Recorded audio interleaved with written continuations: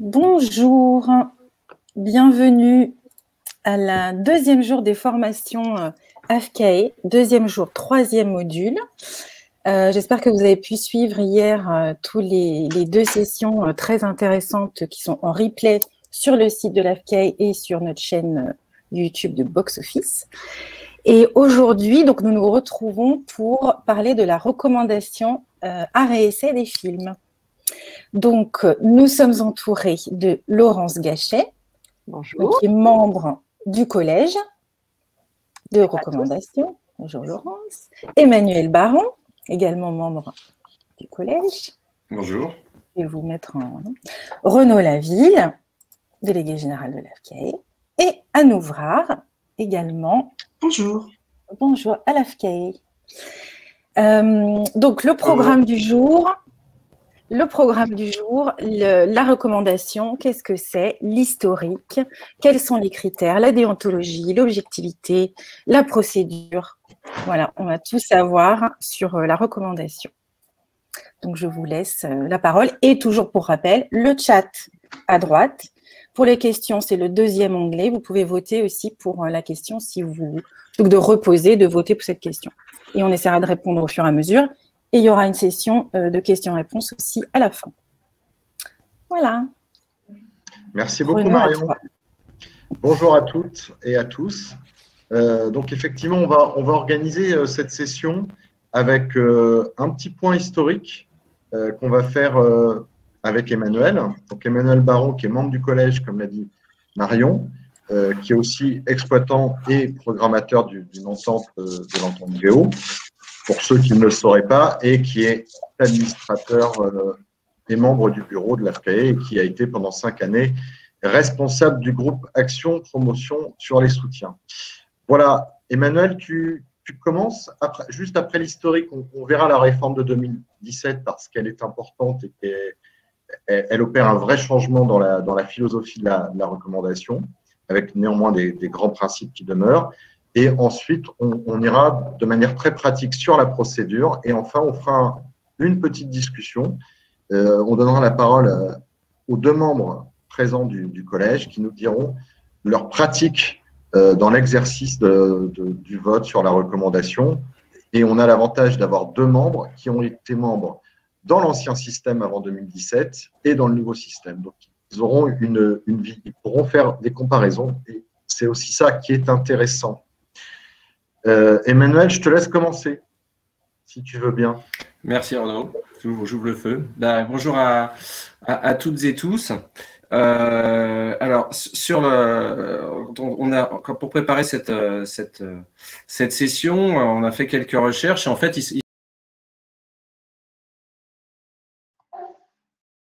Bon, apparemment, l'outil n'aime pas l'histoire.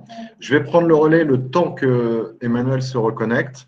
Donc, juste pour vous rappeler quelques grandes bases qui ont été dites hier, mais qu'on puisse du coup avoir un cadre pour bien comprendre la procédure de recommandation. Donc, 1955, création de l'AFCAE, 1959, reconnaissance par les pouvoirs publics et par le ministère de la Culture d'André Malraux. 1962, c'est le premier classement des salariés essais.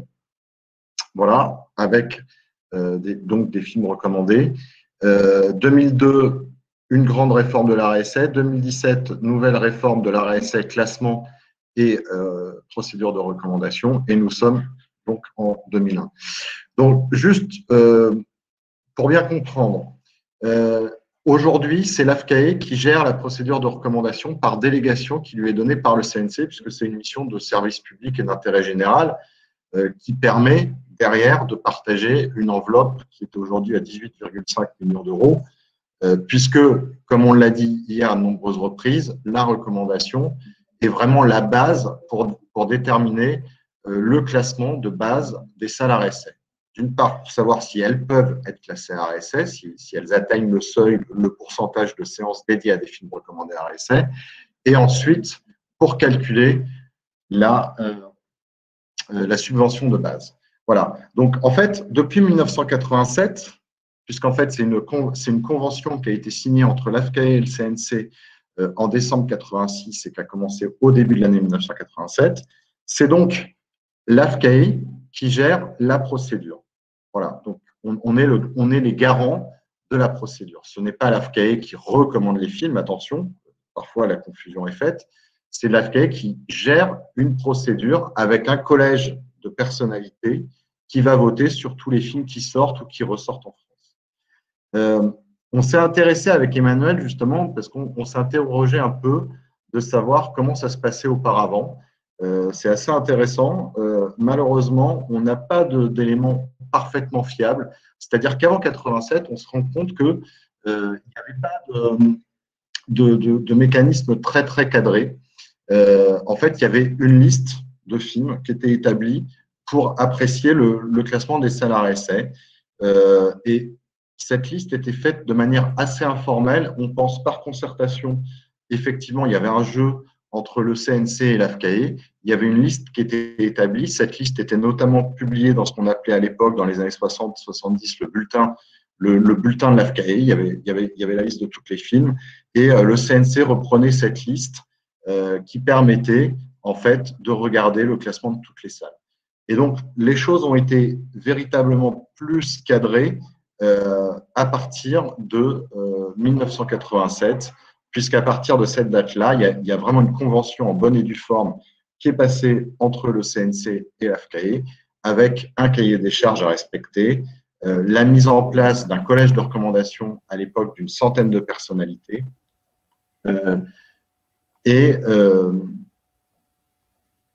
excusez-moi, je me suis perdu parce que j'ai vu qu'Emmanuel Baron s'était reconnecté. Emmanuel, tu nous entends? Est-ce que tu es encore là? Oui, désolé, juste au moment où j'ai commencé à parler, j'étais censuré. Du coup, j'ai fait l'histoire jusqu'en 87 et je sais que tu voulais nous montrer des documents. Oui, alors… je redonne la main. Donc, techniquement, les choses ont évolué. Il y a eu un jeu d'aller-retour entre le CNC, l'AFCAE sur la définition l'établissement de cette liste de recommandations. Tout est parti, alors je ne sais pas si tu l'as dit, en 1957, d'une commission d'études créée par le CNC qui a travaillé sur la définition de l'arrêt essai, la notion d'arrêt essai et les privilèges dont pouvaient bénéficier les salles en fonction de l'établissement de cette liste. Donc 57 pour cette étude, 62 premier classement des salles. Et finalement, jusqu'à aujourd'hui, les critères de définition de ce qu'est l'arrêt essai ont assez peu bougé. Même si en fait ils sont quelque part le cœur de tous les débats qui peut y avoir au sein du mouvement arrêt essai sur qu'est-ce qu'un film arrêt essai, pourquoi on les montre, comment on les montre. Et à ce titre-là, j'ai retrouvé grâce à Alain Bouffartic, que je remercie, qui m'a transmis un article de 1995 qui pose le débat. Alors on le mettra en chargement sur le site de l'AFCAE. C'est-à-dire que autant les procédures, c'est pour ça on va pas trop revenir sur les anciennes procédures. Un temps, il y avait eu des feuilles roses, des feuilles bleues, par exemple, avec des listes de films complémentaires. Autant les procédures ont évolué, mais finalement, le cœur du débat reste le même. Sachant qu'il s'agit depuis le début absolument pas d'apprécier un film, de savoir s'il est bon ou mauvais, c'est ce qu'a dit Renaud dans ce que j'ai entendu, mais d'établir une liste. L'objectif de la recommandation, c'est vraiment d'établir une liste pour gratifier, valoriser reconnaître le travail des salles. Il n'empêche que ça pose quand même beaucoup de questions d'ordre esthétique. Est-ce qu'on juge un film en fonction aussi de son mode de production? Est-ce que c'est parce que c'est un film fait avec des petits moyens qui doit forcément être recommandé à RSF? Enfin, tout ça sont des débats qui ont agité la RSC jusqu'à aujourd'hui, et voire qui ont été à un moment qui ont fait partie d'une scission qui a pu avoir au début des années 90 avec la création du GNCR, qui était justement basé sur une différence aussi d'appréciation de ce qu'est l'arrêt essai, avec une vision plus exigeante. Je pense qu'on peut directement partir maintenant sur le décret de 2002, qui est le dernier en vigueur, sachant qu'il a repris exactement dans les mêmes termes la définition de 91 qui elle-même reprenait celle de 79. Voilà, sur l'aspect juridique, il y a assez peu de modifications. Par contre, sur la façon de la mettre en œuvre, il y a eu énormément de modifications. D'ailleurs, ce qui est très intéressant dans ce que tu dis, Emmanuel, et ça, c'est peut-être bon de le rappeler, c'est quelque chose qui est arrivé finalement assez récemment. Enfin, en tout cas, c'est une règle qu'on a posée il n'y a pas si longtemps que ça. Mais c'est que ne sont recommandés que des films qui ont une certaine circulation sur le territoire et qui sont présents dans un certain nombre d'établissements. Et ça s'explique justement par l'objet de la recommandation, qui est de permettre le classement des salles à essai.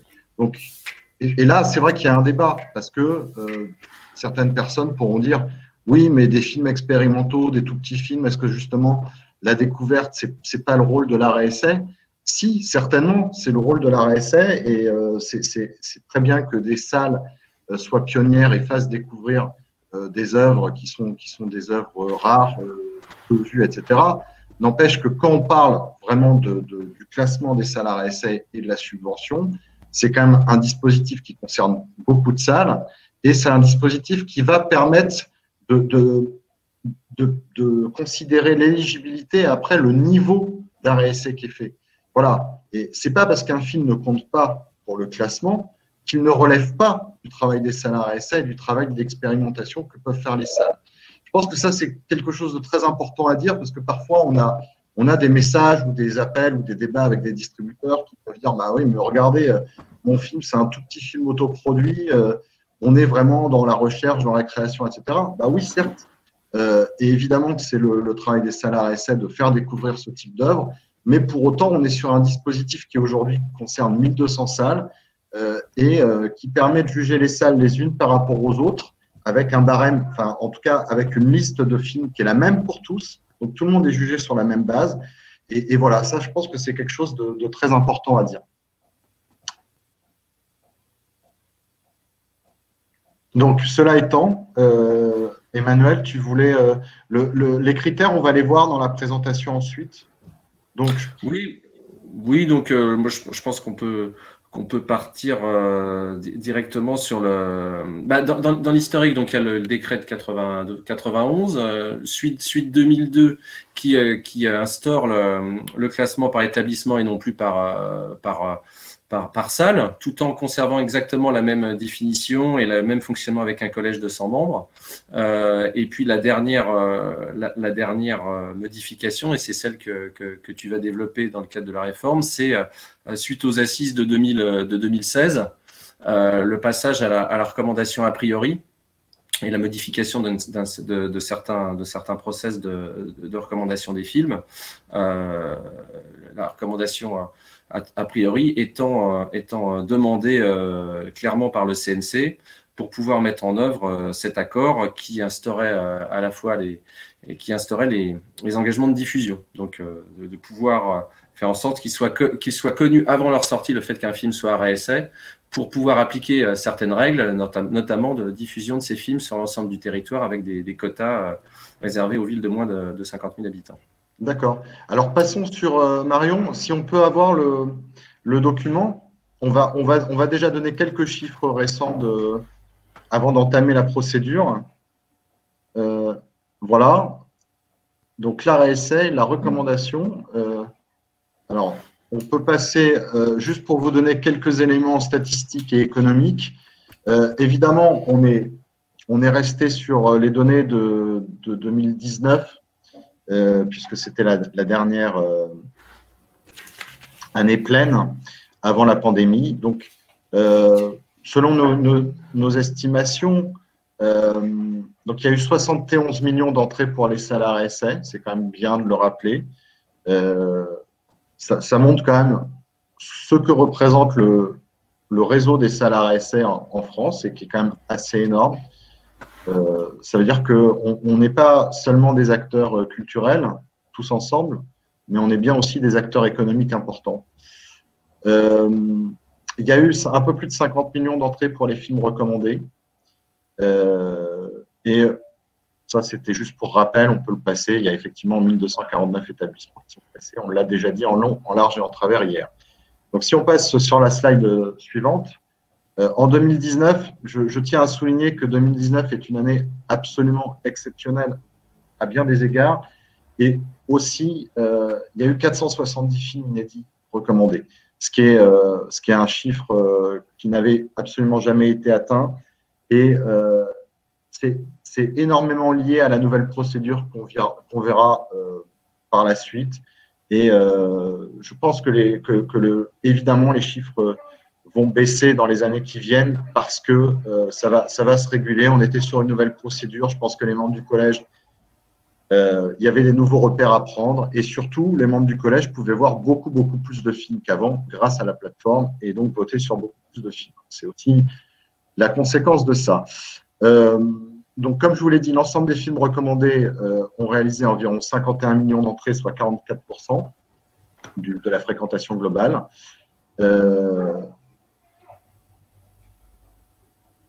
Alors, la part des salles dans la fréquentation a progressé en moyenne de 24% contre 17% en 2018. Okay. Là, on revient sur des choses qui concernent plutôt le classement. Donc, si on peut passer sur la slide suivante, vous avez l'évolution du nombre d'entrées par rapport au nombre total des entrées.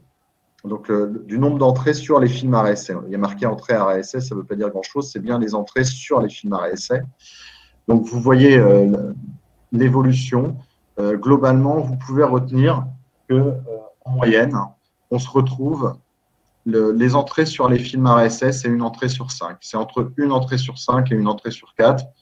L'année 2019 monte à 28%, mais c'est quelque chose d'assez rare, même si on avait eu quand même une année extraordinaire en 2011, je crois, où on n'était pas loin de 30%, peut-être un peu moins, mais 28-29% de la fréquentation.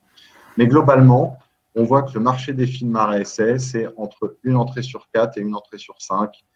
Les années faibles, on est un tout petit peu en dessous d'une entrée sur 4. Il arrive qu'on soit à 18-19%. La recommandation arrêt essai, donc ça c'est très important parce que évidemment une critique qui est souvent faite à l'arrêt essai et qu'on retrouve très souvent dans les discussions entre organisations professionnelles, c'est de dire mais attendez, il y a trop de films recommandés. Il y a trop de films recommandés, sauf que évidemment la réalité est que parmi les films recommandés, il y a quand même très peu de films qui font le marché de manière significative.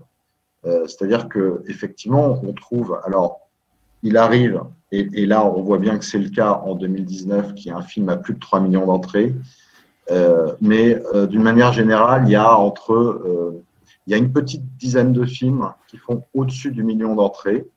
Il y a de la même manière 10 à 15 films qui font entre 500 et 1 million d'entrées. Et ensuite, on voit bien que tous les 400 autres films passe largement en dessous de ce seuil des 500 000 entrées. Il y a plus de films qui sont des films porteurs moyennement, enfin, si, on peut dire quand même des films porteurs pour l'arrêt essai, qui sont au-dessus de 200 000 entrées, mais après, on descend très vite en dessous des 100 000 entrées, en dessous des 50 000 entrées, en dessous. Alors, on n'a même pas fait le détail, mais effectivement, ça aurait pu être intéressant de voir 50 000 entrées, 20 000 entrées, 10 000 entrées, même 5 000 entrées.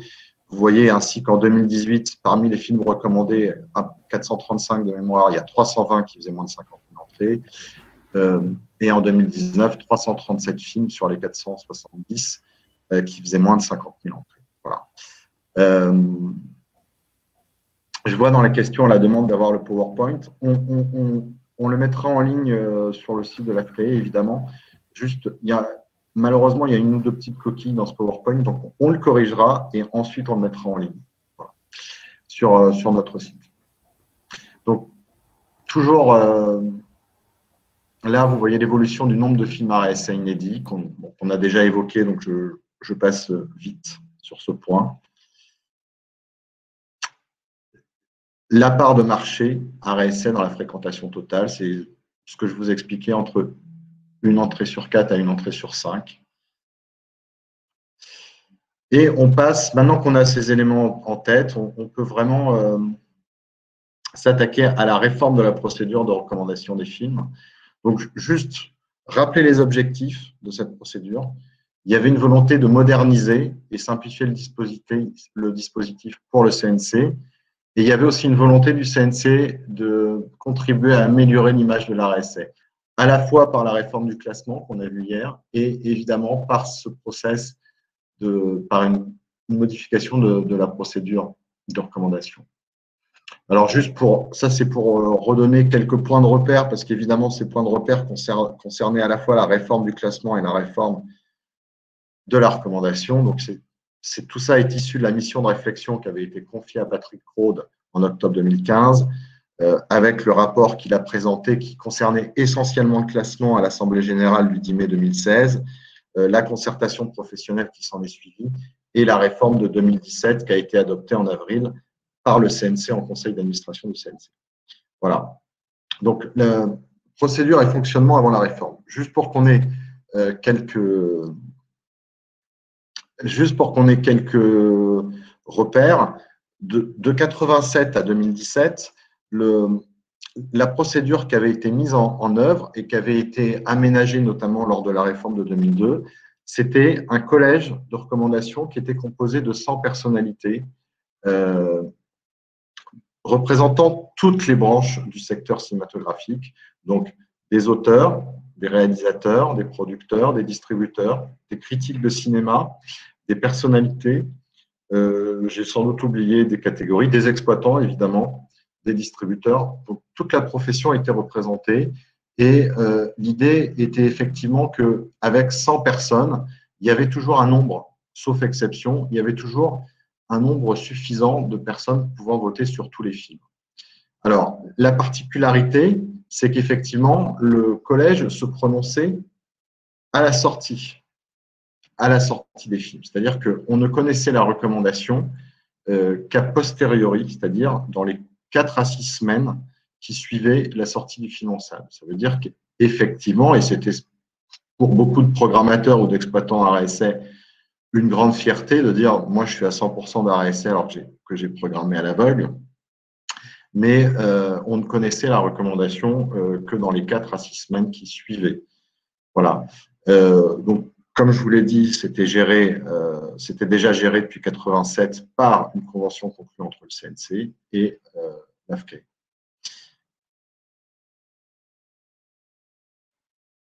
Donc, les objectifs de la réforme, Emmanuel les a évoqués rapidement, juste les redire, parce que c'était des objectifs pour le CNC, qui étaient des objectifs importants, qui a justifié le premier motif de la réforme. C'était vraiment l'application d'une nouveauté qui découlait de l'accord des assises du 13 mai 2016, qui avait été signé à Cannes en présence de la ministre qui était alors Audrey Azoulay. Donc, c'était l'application des engagements de diffusion des distributeurs sur les films art essai dits porteurs, puisque dans la réforme de 2016, dans la réforme de 2016, excusez-moi, dans l'accord des assises de 2016, effectivement, il y avait la création d'engagements de distribution pour une meilleure répartition des films art essai dits porteurs, de plus de 175 copies et 250 copies, une meilleure répartition de ces films art essai porteurs sur le territoire, et notamment pour obliger les distributeurs sur ces films-là à avoir un certain nombre de copies dans les villes de moins de 50 000 habitants. Voilà. Étant constaté que, évidemment, souvent, il y a une grande concentration de ces films avec une grosse concurrence à Paris et dans les grandes villes, et au détriment, évidemment, des villes moyennes, des villes plus petites et des zones rurales. Donc, il y avait cette volonté d'essayer de mieux répartir les films art essai. Problème évident, c'est que comme on ne connaissait la recommandation qu'après coup, les distributeurs pouvaient légitimement dire au CNC oui, je n'ai pas rempli mes engagements de distribution, mais en même temps, je ne savais pas si le film était recommandé ou pas au moment où j'ai établi mon plan de sortie. Donc ça, c'était quand même une motivation, c'était la motivation première du CNC. Une autre motivation était aussi une demande de la médiateur du cinéma, puisque souvent, en cas de procédure de conciliation, évidemment, la médiateur du cinéma n'avait pas de certitude sur la recommandation du film. Et donc, on se retrouvait souvent avec des conflits où le distributeur vous dit oui, l'exploitant dit que le film va être art essai, moi, j'en sais rien. En tout cas, ce n'est pas comme ça que j'ai établi mon plan de sortie, ce n'est pas comme ça que je vois le film, etc. Donc, c'est évidemment, alors ce n'est pas le seul outil pour la médiateur du cinéma, mais en tout cas, c'est un outil objectif de connaître effectivement la recommandation. Et il y avait aussi une volonté de mieux valoriser l'art essai à travers le classement et aussi à travers donc cette procédure de recommandation avec cette idée qu'on peut valoriser un film comme étant, si on le sait avant, on peut mieux le valoriser comme étant un film relevant de l'art essai. Voilà un peu pour les objectifs de la réforme. Donc la réforme a maintenu des principes qu'on vient d'évoquer. La recommandation est toujours confiée au collège, qui représente toutes les branches de la filière, et la procédure concerne toujours tous les films qui sortent en salle. C'est très très important de souligner ça. Avant ou après, que les films soient recommandés avant ou après, le dispositif n'a de sens et les gens ne peuvent être évalués pour le classement des salles que si tous les films qui sortent ou ressortent dans les salles de cinéma sont soumis à cette procédure. Donc, les nouveautés de 2017, c'est que, je vous l'ai dit, une recommandation a priori, avec un objectif très clair, mais pas évident à atteindre, qui était de parvenir à une information des professionnels 6 semaines avant la sortie des films. Je tiens à souligner que au sein de l'équipe de l'AFCAE, c'est tout d'abord Émilie qui s'est occupée de la mise en œuvre des outils, et puis après, c'est Anne qui est arrivée dans notre équipe et qui a pris le relais avec une grande efficacité. Et ça a été une charge de travail très, très importante de réussir à convaincre les distributeurs, de contacter tout le monde. Enfin, ça a vraiment été un gros, gros boulot de mettre en place un nouveau site pour le vote, la plateforme pour pouvoir voir les films, et qu'on est arrivé en 4-5 mois, on est arrivé à ce que, évidemment pas tous, mais qu'une grande partie des films, enfin que la recommandation ou la non-recommandation d'une grande partie des films soit connue. Voilà. Donc, aujourd'hui, globalement, on connaît la recommandation des films 4 à 6 semaines avant la sortie. Évidemment, pour plein de raisons qu'on évoquera tout à l'heure, et je laisserai plutôt Emmanuel et Laurence en parler, mais il y a des films, on n'arrive pas à les montrer aux membres du collège, mais il faut quand même que vous sachiez que dans tous les cas, ces films vont être soumis au collège. Et quand on n'arrive pas à montrer un film avant la sortie, ben on continue de faire comme avant, c'est-à-dire qu'on le recommandera après la sortie. Il y a eu une modification du collège. Alors d'abord, c'est un collège paritaire, c'est important de le souligner. C'était une volonté forte du CNC et de l'AFCAE, qui a été réduite de 100 à 50 personnes. Et on a modifié un peu les proportions parce qu'il semblait très, très important que pour que ce soit efficace, il fallait vraiment aussi concentrer le nombre de membres dont le métier était vraiment de voir des films. C'est pour ça que vous retrouvez 10 exploitants, 10 distributeurs, 10 journalistes et critiques. Dans les faits, il y en a que 8. Enfin, c'est des choses qui peuvent bouger un peu en fonction des compositions pour répondre à tous les objectifs. 5 représentants de festivals, 5 auteurs et réalisateurs et 5 producteurs et 5 personnalités. Et dernier point important de cette réforme, c'est la création, et ça c'est quelque chose qu'on retrouvait c'était une des propositions du rapport de Patrick Rode, c'est la création d'un comité d'experts composé de 15 membres parmi les 50 membres du collège. Voilà. Et en fait, ce comité d'experts a une fonction précise qui est d'examiner tous les cas spécifiques, toutes les fois où un distributeur fait appel, parce que le film n'a pas été recommandé, qu'il aurait aimé qu'il le soit, toutes les fois où le quorum n'a pas été atteint dans la procédure, c'est-à-dire qu'il n'y a pas assez de monde pour voter. Voilà, dans un certain nombre de cas, c'est le comité d'experts. Juste pour vous souligner que ce comité d'experts a pris la place du conseil d'administration de l'AFCAE, puisque jusqu'alors, tous les cas spécifiques étaient vus directement par le conseil d'administration. Et c'est vrai, alors pour avoir assisté à de traîtres, Emmanuel pourra aussi en témoigner en tant qu'administrateur, c'est-à-dire que c'était des discussions entre 21 administrateurs et que c'était quand même très, très objectif et que ça concernait un petit nombre de films. Voilà, mais c'est vrai que ça donnait un peu parfois l'impression aux gens, ça pouvait créer des fantasmes donner l'impression que l'AFCAE était juge et partie, etc. Donc, en confiant finalement ce rôle à un comité d'experts, ça permet d'objectiviser la procédure et de rendre les choses plus objectives. En tout cas, c'est le sentiment que tout le monde peut partager. Voilà. Ensuite, donc, on va passer à cette nouvelle procédure et je laisserai Anne prendre le relais sur certains points. Juste, comme ça a été évoqué par Emmanuel Baron, donc vous voyez ici les critères qui sont les critères de la recommandation que les membres du collège doivent suivre quand ils regardent un film. Comme vous l'a dit Emmanuel, ce sont des critères qu'on retrouve dans un décret de 2002 qui lui-même reprend un décret de 1991 qui lui-même reprend un décret de 1979. Et ce qu'on constate, c'est que cette définition n'a jamais bougé, ou très très peu.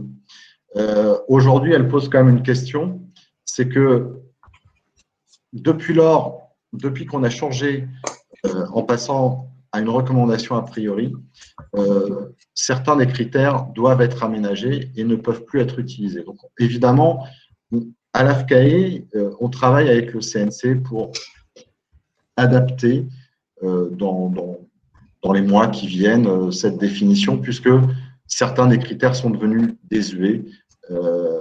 Alors, je pense notamment à œuvres présentant d'incontestables qualités, mais n'ayant pas obtenu l'audience qu'elles méritaient. Évidemment, aujourd'hui, on ne peut pas le savoir par avance. Donc, je vais passer sur ce point-là. C'est un point qui est encore en chantier, mais qui doit être vu avec le CNC. On a une question effectivement sur le fait que tous les films passent à cette commission, tous, même les grosses productions. Est-ce que c'est le cas? Oui, absolument. Absolument, tous les films sont soumis à la procédure. Ce qui est un peu compliqué, c'est que ça repose en grande partie sur la bonne volonté des distributeurs, puisque dans les textes du Code du cinéma, il n'y a pas d'obligation en tant que telle de soumettre les films à la procédure. Mais enfin, très majoritairement, tout le monde joue le jeu. Et quand il y a des difficultés, il arrive qu'il y ait des difficultés. Et parfois, ce n'est pas le fait du distributeur. En tout cas, par exemple, si on pense à un blockbuster américain, ce n'est pas la filiale française qui l'empêche. Ce sont des directives qui sont données au niveau mondial. Donc, dans ce cas-là, les membres du collège vont voir le film a posteriori comme avant, parce qu'on n'arrive pas à le montrer. Ça fait partie des points qu'il faudra peut-être régler un jour. Mais on les soumet à la procédure comme n'importe quel autre film. Voilà. La labellisation des films, tout ça a été mis en place à partir de 2002. Alors, on l'a déjà vu hier, donc je ne vais pas trop insister dessus, parce que le label jeune public et le label patrimoine ne dépendent pas vraiment du collège. Enfin, si, le collège pour le label patrimoine en cas de ressortie du film. Mais en revanche, le collège travaille en même temps qu'il vote sur la recommandation, il vote aussi désormais sur le label recherche et découverte. Jusqu'alors, avant la réforme de 2017, c'était 25 membres parmi les 100 du collège de l'époque. Il y avait en fait un sous-collège qui ne travaillait que sur le label recherche et découverte. Et alors, effectivement, la labellisation recherche et découverte, on la connaissait très très tard, parce qu'on attendait que le film soit recommandé. Et une fois que le film était recommandé, il y avait tous les films recommandés étaient soumis au sous-collège recherche et découverte qui se prononçait sur cette labellisation-là. Donc, en fait, nous, du côté de l'AFCAE, on donnait une information par trimestre sur les films, sur les labels recherche et découverte. Alors, très, très important. Pareil, je l'ai dit hier, mais non, ça, je ne l'ai pas dit hier, pardon. Le vote est considéré comme probant à une double condition. Et ça, c'est très important. Il faut au moins que 30 des 50 membres du collège se soient prononcés sur le film. Et parmi ces 30, il faut au moins que 15 personnes se soient prononcé de manière, je vais dire, qualitative, c'est-à-dire pas non vu ou ne se prononce pas, il faut qu'au moins 15 des 50 personnes aient voté oui ou non. À défaut, on considère que le quorum n'est pas atteint et le film sera donc soumis au comité d'experts. Voilà. Alors, là-dessus, je veux bien, Anne, que tu nous éclaires, parce que ça, tu maîtrises ça par cœur. Là, oui, c'est vraiment que les choses soient très concrètes. Là, vous avez l'interface, en fait, qu'un membre du collège peut avoir en face de lui. Il faut savoir que les membres du collège ne votent pas, ils ne se rassemblent pas, ils votent chacun sur une plateforme avec un compte individuel, sécurisé, bien sûr. Et là, je vous ai mis un exemple de session, donc c'était celle du mois de mars 2020. Avec seulement l'exemple de 2 films. C'est juste pour que vous compreniez concrètement comment les choses se font. Vous voyez, il y a le titre du film. Bon, là, on a 2 films, on a Chute et Communion. Et juste en dessous, vous avez une petite vignette où il est indiqué « Visionner le film ». En fait, ils peuvent cliquer directement sur cette vignette pour accéder à la plateforme de visionnement qu'on a créée pour l'occasion.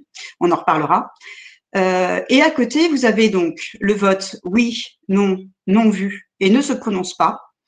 Et également, en dessous, vous avez la même proposition pour le label recherche et découverte. Quand tout à l'heure Renaud parlait de vote qualitatif, c'est effectivement les votes oui et non. Toutefois, si le membre du collège, parce qu'il y a, comme vous le savez, parfois il y a des semaines très très lourdes avec beaucoup de films, qu'ils ont quand même chaque semaine à voter pour des nouveaux films.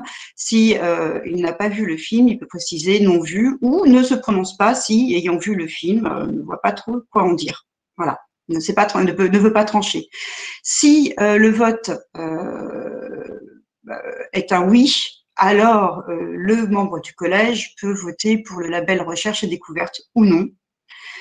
Tout comme il peut s'abstenir. Par contre, assurément, si le vote est non, bien entendu, il ne pourra pas s'exprimer sur le label. Et puis, vous voyez encore en dessous, ça, c'est quelque chose qu'on propose en plus. On veut vraiment s'assurer, en fait, que le membre du collège puisse voir le film.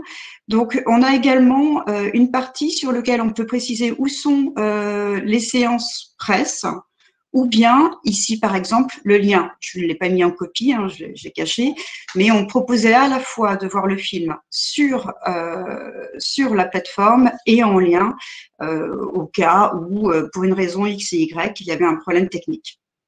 Voilà, Renaud. Merci, Anne. Je t'en prie.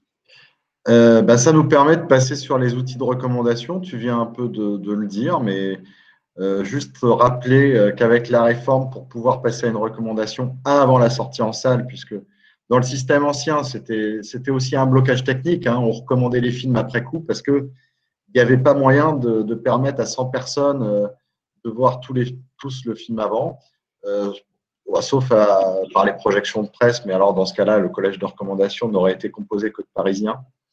Ce qui n'était évidemment pas souhaitable.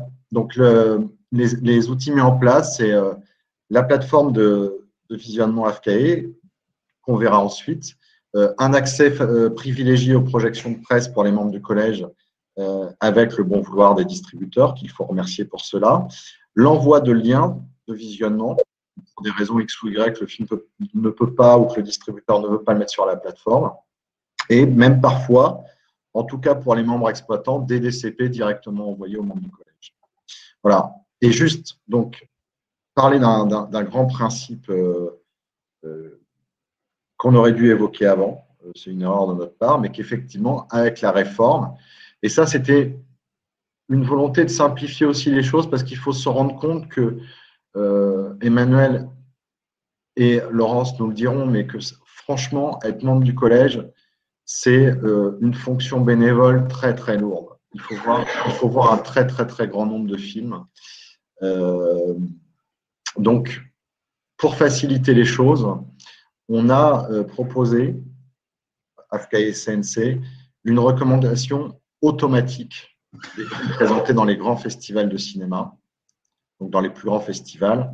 On le détaillera juste après. Bon. Mais aussi, ça c'est venu après coup, à l'expérience. Ce n'était pas au début de la réforme. Désormais, les films soutenus par l'AFCAI, qui sont soutenus par en fait une vingtaine d'exploitants RSA auxquels on peut faire confiance, et les films soutenus par le GNCR, de la même manière, sont automatiquement recommandés à RSA. On considère que derrière les grands festivals, comme derrière les groupes de soutien, il y a quelque chose qui nous assure que les films peuvent être recommandés à RSA. Pour les festivals, il y a quand même un garde-fou qu'on verra. Et l'objectif ici, c'est d'alléger le travail des membres du collège, parce que les membres du collège, ils doivent voir les 700 et quelques films inédits, c'est une chose, mais n'oubliez pas qu'ils doivent aussi voir les plus de 100 films, je ne sais plus à combien on en est aujourd'hui, mais toutes les ressorties également, quand ils n'ont déjà pas vu, enfin pas déjà vu le film auparavant. Voilà, donc c'est un travail monstrueux. Donc, en faisant une recommandation automatique, on allège le travail de 120 à 150 films qui ne sont plus à voir, même s'il faut encore les voir, par exemple pour le label RD, recherche. Donc justement, le point sur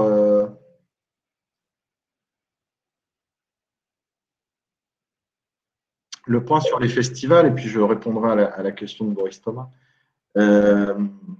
Donc il y a une recommandation de films automatique dans les compétitions des principaux festivals. Vous voyez donc Cannes, Berlin, Venise, Locarno. Cette proposition, et pour le festival de Cannes, c'est un peu plus spécifique parce que bon, là, il y a le côté franco-français. Tous les films de la sélection officielle sont concernés. C'est-à-dire la compétition, un certain regard, mais aussi Semaine de la critique, la quinzaine des réalisateurs et la cible. Bon, on ne l'a pas fait par hasard, hein, c'est-à-dire que on a quand même regardé des statistiques assez poussées sur toutes les années précédentes et on s'est aperçu que de fait, tous ces films-là, dans 95% des cas, étaient recommandés. Alors néanmoins, on peut se dire que la ligne éditoriale d'un festival, d'un sélectionneur pourrait changer et que cela pourrait nous poser des questions. Je croyais qu'on avait quelque chose là-dessus, mais on ne l'a pas là. Je reviens à la slide précédente. Donc, il y a quand même un garde-fou puisque, en fait, on soumet quand même aux membres du collège, on leur demande une validation officielle de tous ces films qui sont recommandés automatiquement au festival. Et si 15 membres au moins du collège s'y opposent, dans ce cas-là, on prend le film et on le resoumet à l'ensemble du collège de recommandation. Voilà, c'est un peu un garde-fou pour éviter, dans des cas extrêmes, que certains films qui pourraient être choquants ne soient pas recommandés.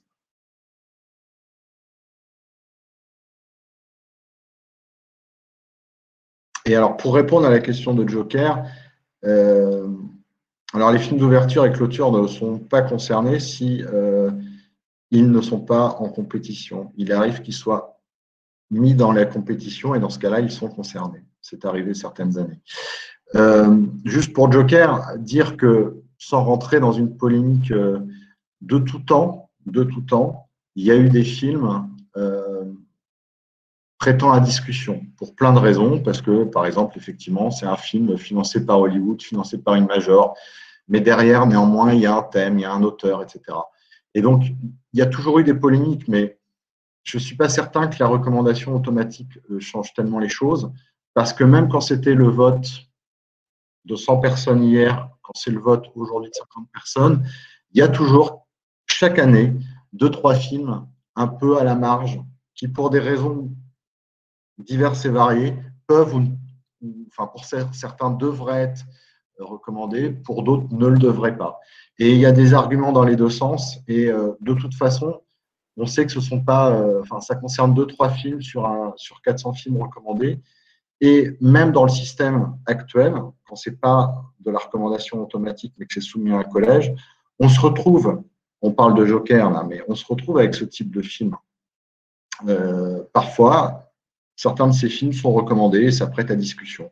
Ça a toujours existé, ça a existé dans les années 90 et c'était beaucoup plus polémique. Ça a existé au début des années 2000 et c'était beaucoup plus polémique et il y en a beaucoup plus qu'aujourd'hui. aujourd'hui, la tendance est plutôt à ce qu'il n'y ait pas trop ce type de film. Voilà. Donc, OK, dans certains cas, la recommandation automatique va pouvoir conduire à ce type de résultat, mais ça reste très marginal et je ne pense pas que ça change la philosophie du classement et les résultats des salles globaux.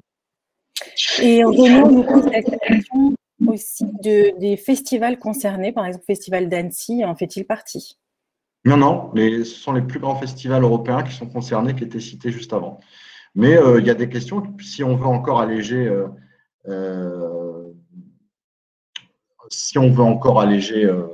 le travail, peut-être qu'on pourra à terme, voir avec le CNC, intégrer d'autres festivals. Oui, Boris, ça change le calcul des subventions, mais ça le change pour toutes les salles de manière égalitaire. Alors, dans tous les cas, la recommandation, ça c'est quelque chose que j'ai expliqué hier, et notamment, c'est très important pour la recommandation automatique parce que ça évite notamment que des films Netflix soient recommandés.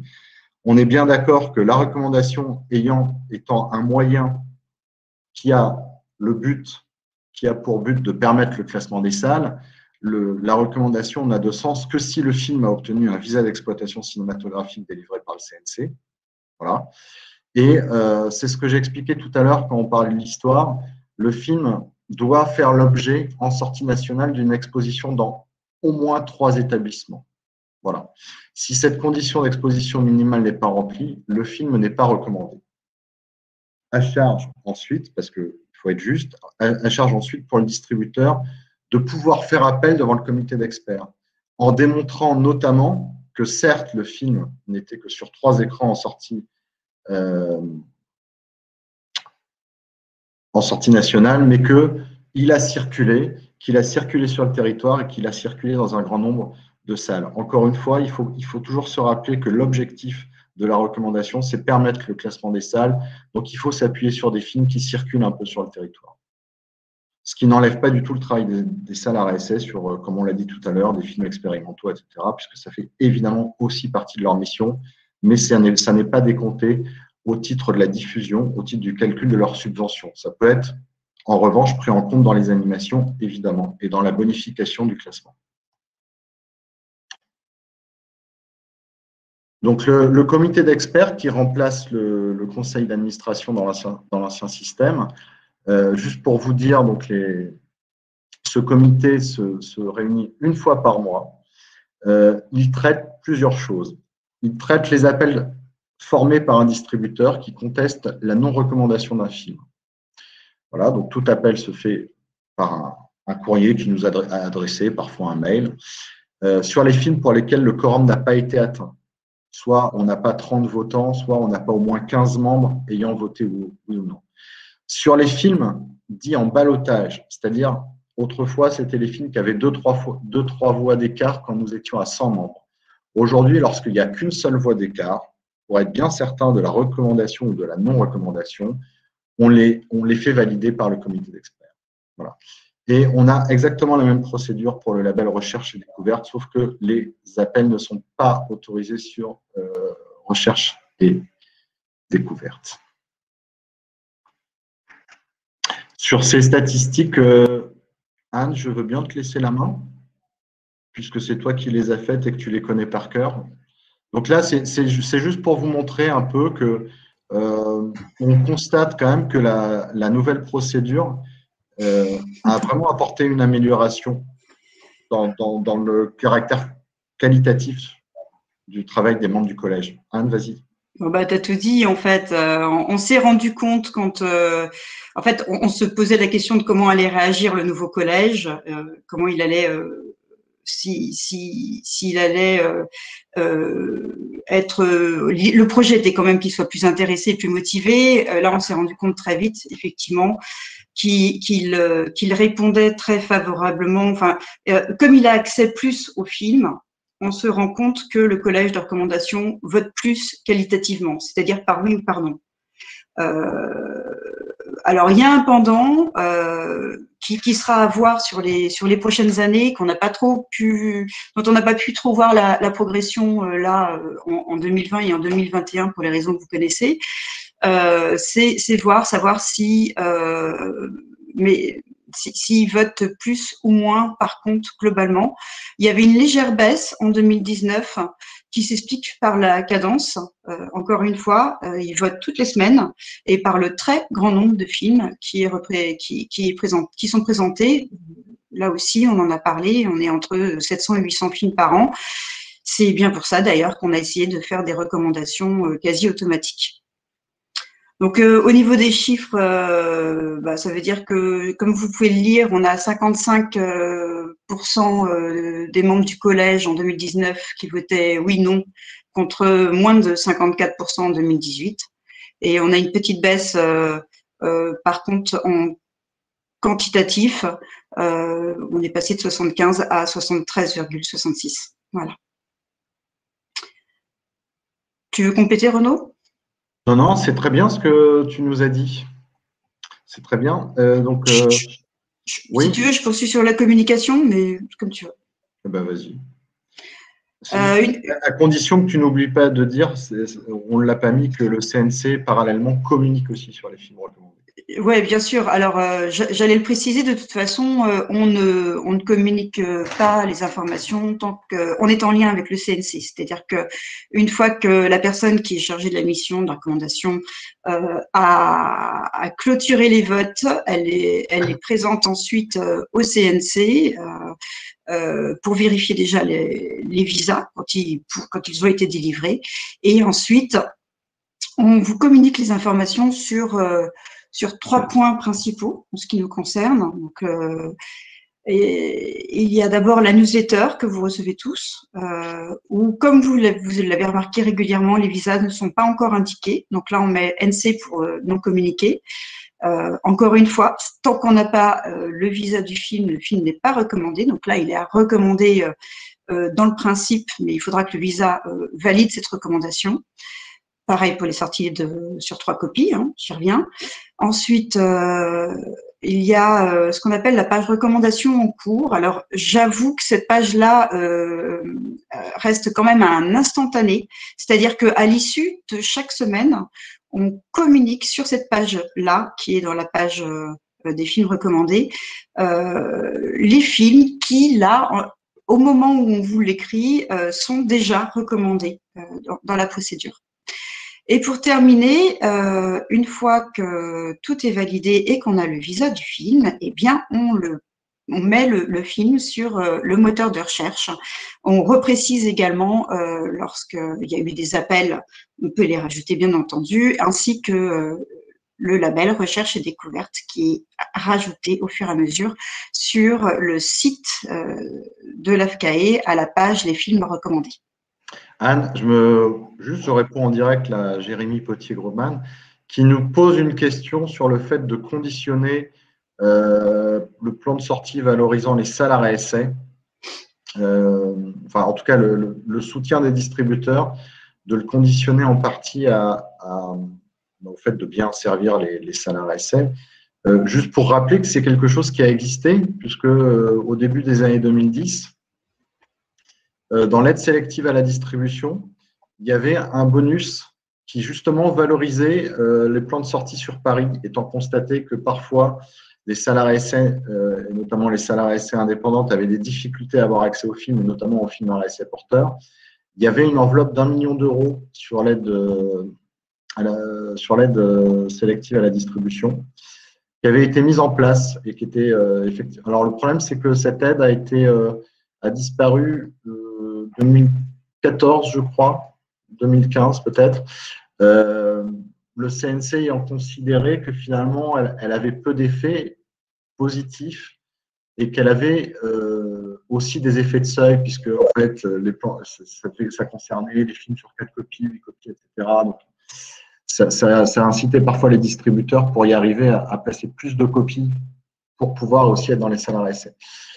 Toujours est-il que quand on voit l'évolution de la programmation et quand on voit l'évolution des plans de sortie sur Paris, on peut penser quand même que ce bonus avait un effet prophylactique. C'est-à-dire que malgré tout, il préservait au moins les choses en l'état telles qu'elles étaient, notamment à l'époque de l'Argentine. Voilà. Mais c'est une vraie question de savoir si à un moment donné, en tout cas à l'AFCAE, c'est quelque chose dont on discute assez régulièrement pour nous, effectivement, on aimerait parfois dans les zones de concurrence, parce que les distributeurs sont évidemment très contents d'avoir le réseau de salles RSA qui existe en France, et notamment dans les zones où il n'y a pas de concurrence, ils sont très très contents de pouvoir compter sur le réseau des salles RSA, mais dans ce cas-là, ça implique aussi de jouer bien le jeu, et certains le font évidemment, heureusement, à Paris et dans les grandes villes et dans les zones de très forte concurrence. Renaud, aujourd'hui, c'est plus en effet, il n'y a plus de bonus financier accordé selon ce critère, mais c'est un critère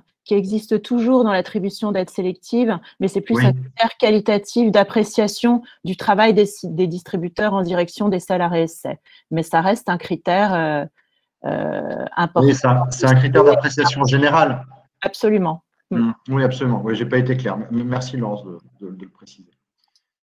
Du coup, on a une question, pardon, est-ce que c'est le moment de la poser, sur la politique d'auteur. Est-ce que l'auteur peut, par exemple, on me cite l'exemple de Woody Allen, peut être systématiquement, ça peut être un critère pour être systématiquement bien sûr qu'il y a une politique d'auteur, mais après, ça s'arrête à un moment. Je crois mais ce n'est pas tellement à moi de répondre à cette question. Je pense que Laurence et Emmanuel l'évoqueront. Je pense qu'on l'évoquera.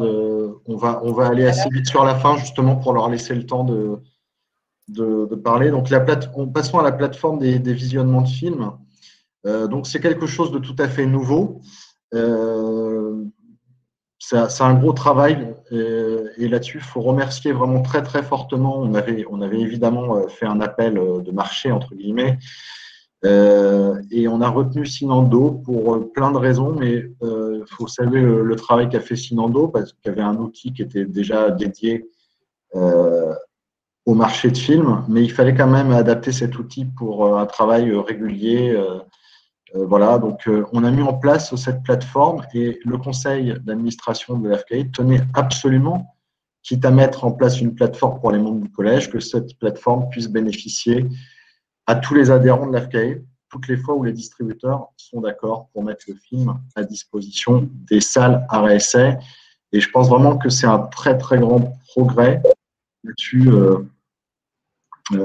parce qu'évidemment, ça facilite, enfin nous on l'espère, ça facilite pour les exploitants le visionnage de films, notamment pour tous les exploitants qui ne sont pas à Paris, qui ne peuvent pas bénéficier des projections presse.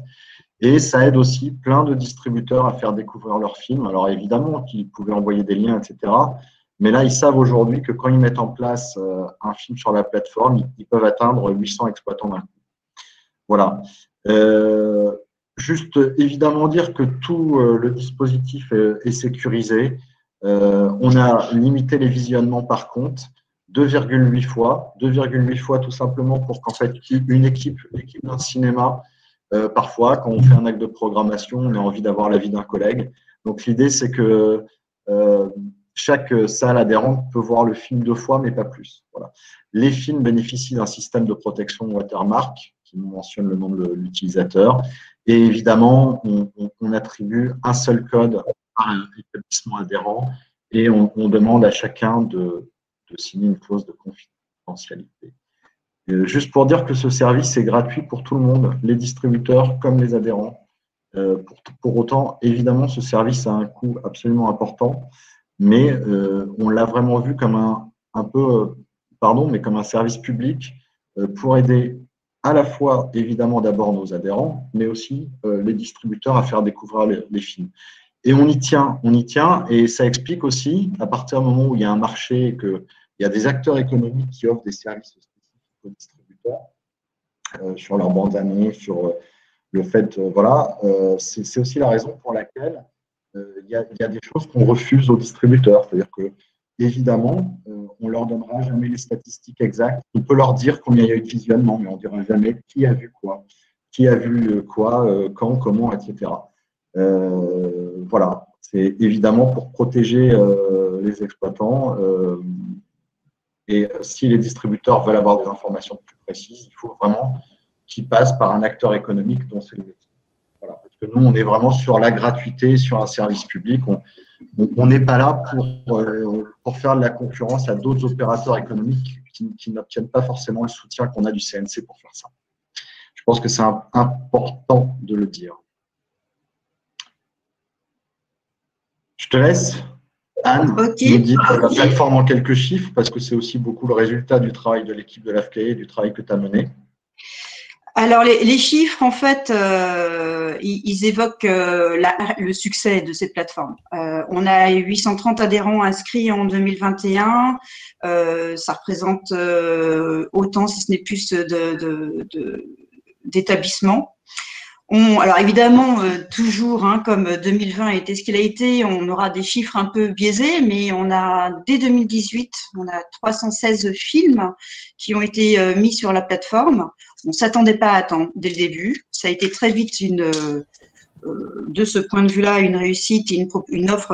Enfin, du coup, on s'est rendu compte qu'en quelque sorte, la plateforme était un chaînon manquant entre les relations entre les adhérents et les distributeurs. Enfin, ça pouvait être un des chaînons manquants, hein, bien sûr. On a eu 446 films en 2019, donc la progression se faisait encore. Et puis bon, là, pour 2020, on reste quand même sur un chiffre honorable. Il y a eu 270 films qui ont été mis sur la plateforme. À l'époque, la première année, on avait 85% de distributeurs qui avaient donné leur accord de principe. On est rendu maintenant à 97%. Alors, c'est un accord de principe, ça ne veut pas dire qu'ils le font systématiquement. Ça, c'est une autre affaire. Souvent, ils aiment aussi parfois coupler avec les projections presse. Toutefois, 96% des films qui sont destinés aux membres du collège sur la plateforme sont maintenant accessibles aux adhérents. Là, pareil, la première année, c'était 85%. Ça veut dire que très vite, les distributeurs ont fait confiance à cet outil et ont compris que les adhérents avaient besoin de cet outil pour la programmation de leurs films. Pareil, sur le site de vote, 85% des films qui sont donc mis au vote sont accessibles sur la plateforme. Il y a une faute d'orthographe, désolé, hein, il y a plusieurs coquilles. Ça veut dire que les autres films, ils sont essentiellement soit en lien, soit en projection presse.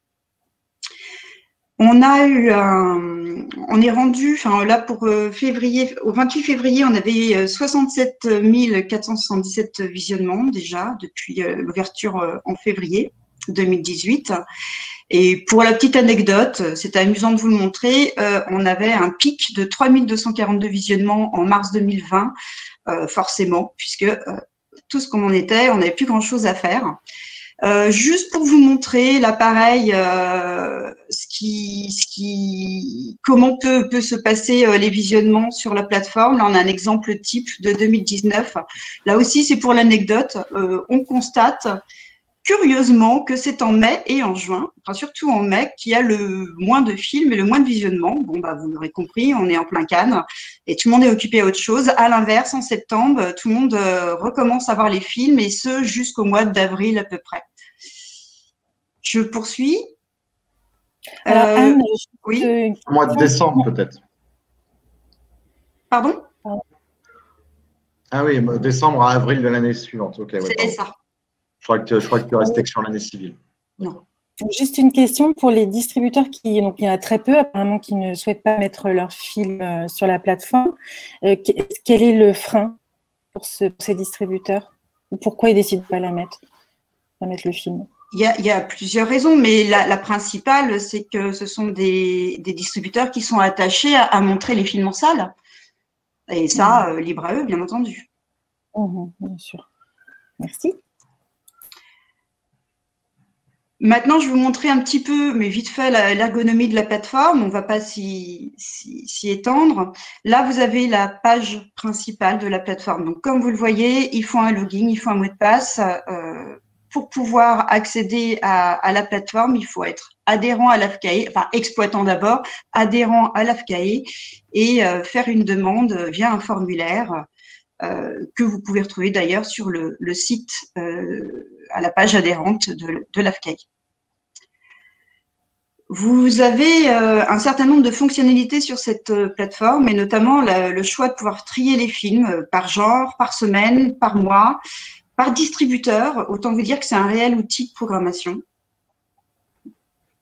Vous avez également la possibilité, moi-même je m'en sers, d'une fonction de favoris, comme sur d'autres plateformes. vous choisissez les films que vous avez l'intention de voir prochainement pour pouvoir ensuite les visionner. Vous n'aurez pas à les retrouver ensuite. Et pour terminer, vous avez aussi la possibilité de faire des notes et de retrouver ces notes, vous voyez, tout en haut, ensuite, via un tri qui va visualiser et même vous envoyer, si vous voulez, ensuite vos notes via mail, ce qui fait que vous pouvez faire tous les commentaires que vous souhaitez sur les films et les conserver. Voilà, j'ai fini sur la plateforme, il n'y a pas grand-chose à dire, je pense. Bah, merci beaucoup, Anne. Je pense que voilà, du coup, on a un peu fini pour cette partie liée à la procédure, à la réforme, à la procédure, et puis à ces aspects très pratiques. Je pense qu'on va pouvoir lancer le débat avec Laurence et Emmanuel, et je vais le lancer d'une manière simple. Je vois dans le chat Thomas Beau qui nous dit oui, mais bon, il y a une dérive de la programmation car on se retrouve à sélectionner des films recommandés pour rentrer dans les clous. Il faut faire attention à ce type d'argument, on peut l'entendre parce que on l'a vu hier. Le problème n'est pas celui-là, le problème est plutôt un problème d'enveloppe. C'est qu'à un moment donné, si beaucoup de salles sont classées et font beaucoup de travail à RSA, la question c'est comment on leur donne à tous une subvention d'un montant qui soit le montant prévu par les commissions. Mais il faut quand même faire très attention parce que le classement RSA et la recommandation se veut être un dispositif incitatif. Donc, recommander des films avant, ça incite les gens à les programmer pour des bonnes ou des mauvaises raisons, à la limite, peu importe, mais ça veut dire que les films recommandés à RSA sont plus diffusés sur les écrans. Et en tant qu'association représentant le mouvement RSA, on ne peut que s'en réjouir. Après, la vraie question, c'est une question de moyens, c'est une question d'enveloppe et comment on fait pour récompenser tous les gens qui font de la RSA. Voilà, je pense que le débat est bien lancé, Laurence. En tant que distributeur, on ne peut que s'en réjouir également de cet effet incitatif, comme tu l'as dit, que ce soit pour de bonnes ou de mauvaises raisons. C'est vrai que c'est une question… Je n'ai pas précisé, pardon Laurence, effectivement, je n'ai pas dit tout à l'heure que tu étais présidente de la maison de distribution Paname. Et je distribue en grande majorité des films recommandés à RSA. Et c'est vrai que c'est une question que nous pose un certain nombre d'exploitants. Là, je me mets côté distribution, pas membre du collège, sur la recommandation des films. Ça nous arrive souvent que ce soit un critère, je ne sais pas, mais en tout cas, la question se pose. Est-ce que ton film sera recommandé pour la décision finale de programmer un film ou pas?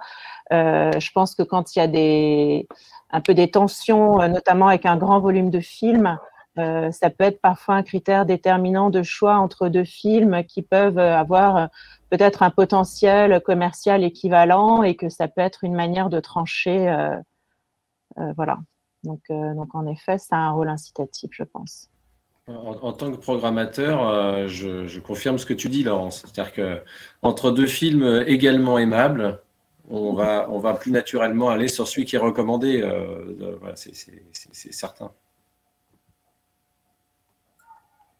On a une question sur justement pourquoi un film comme Dumbo de Tim Burton avait été recommandé. Il ne rend aucun critère de définition AFCAE dans la question. Hein. Voilà, sachant que Miss Peregrine, par exemple, était plus originale. Il ne rentre, pardon, excuse-moi Marie, il ne rentre dans aucun critère de la définition AFCAE. Alors, je reprécise juste, ce n'est pas la définition de l'AFCAE. Il n'y a pas de définition hein. AFCAE, ça n'existe pas une définition AFCAE. C'est ce qu'on vient d'expliquer. Hein. Je vais resynthétiser en disant que l'AFCAE est juste… Voilà. La procédure de recommandation des films est déléguée à l'AFCAE et ce n'est pas l'AFCAE qui recommande et qui définit les critères. Les critères, quand on dit le film de Burton ne rentre dans aucun critère de la recommandation, je ne sais pas, ça là je vais peut-être lancer le débat différemment.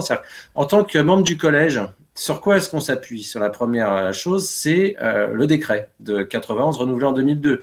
Il est question de films ayant d'incontestables qualités, bon, et il y a aussi les références aux exigences de la critique. Peut-être que le Burton rentre dans ces deux critères, parce que les autres, il n'y a pas de critères sur les modes de production.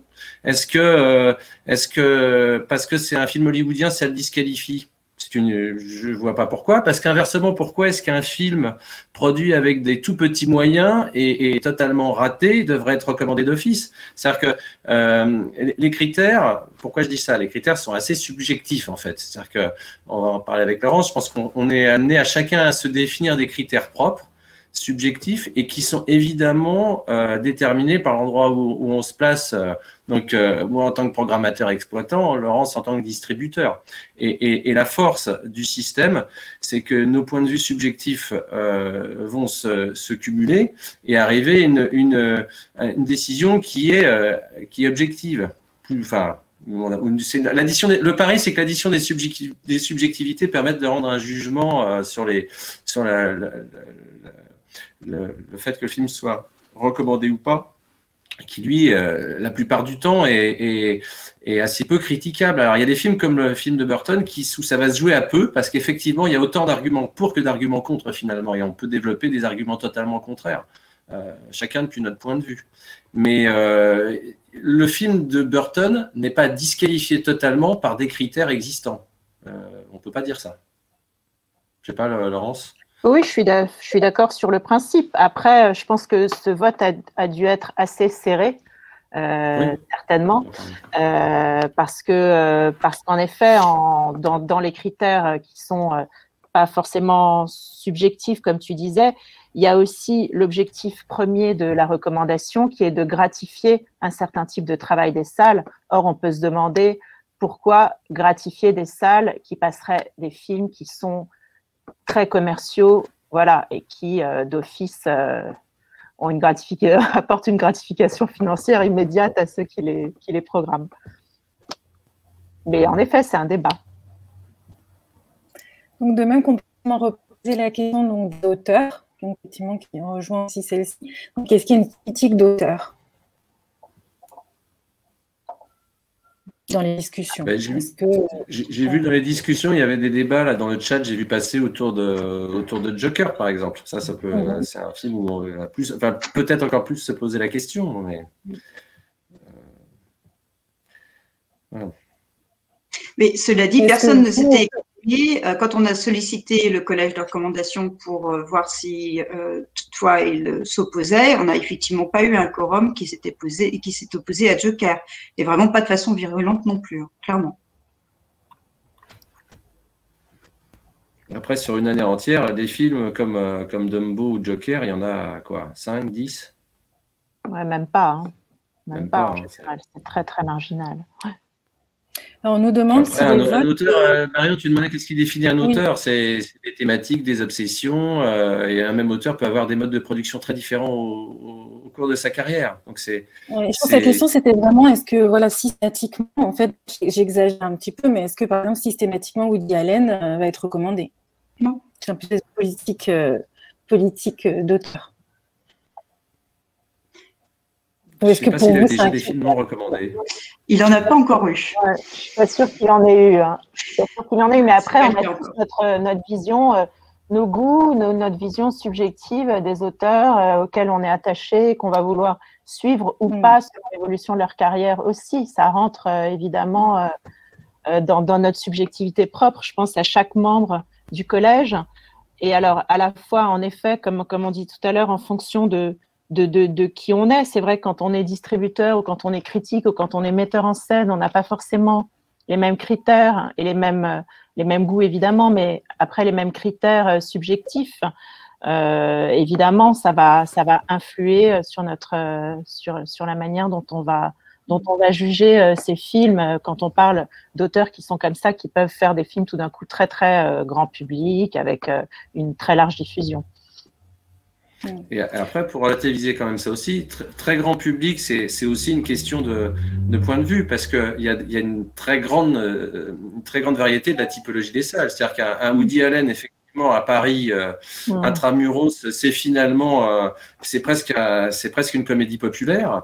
Quand ça se retrouve dans une petite ville de catégorie E de la RSA, c'est le même film, mais c'est pas forcément le même acte quand on le programme. C'est-à-dire que ça devient un acte très volontariste de programmer un film en version originale dans une ville de 3000 habitants.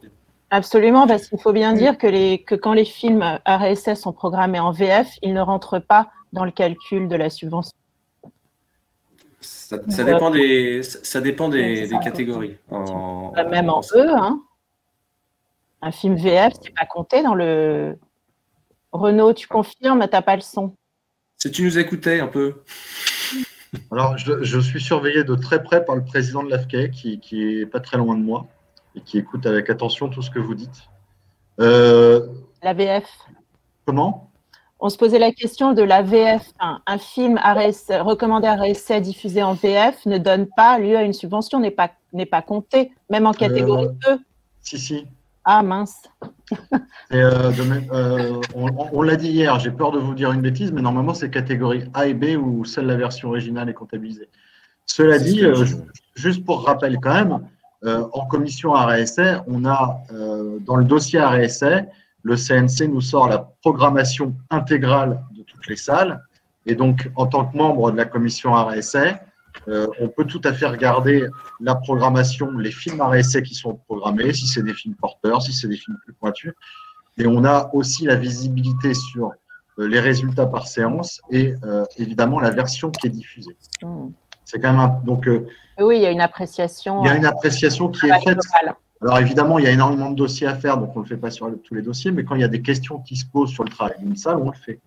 Oui, je suis aussi membre d'une commission de classement des salles, donc je confirme qu'il y a ce travail-là fait par la commission.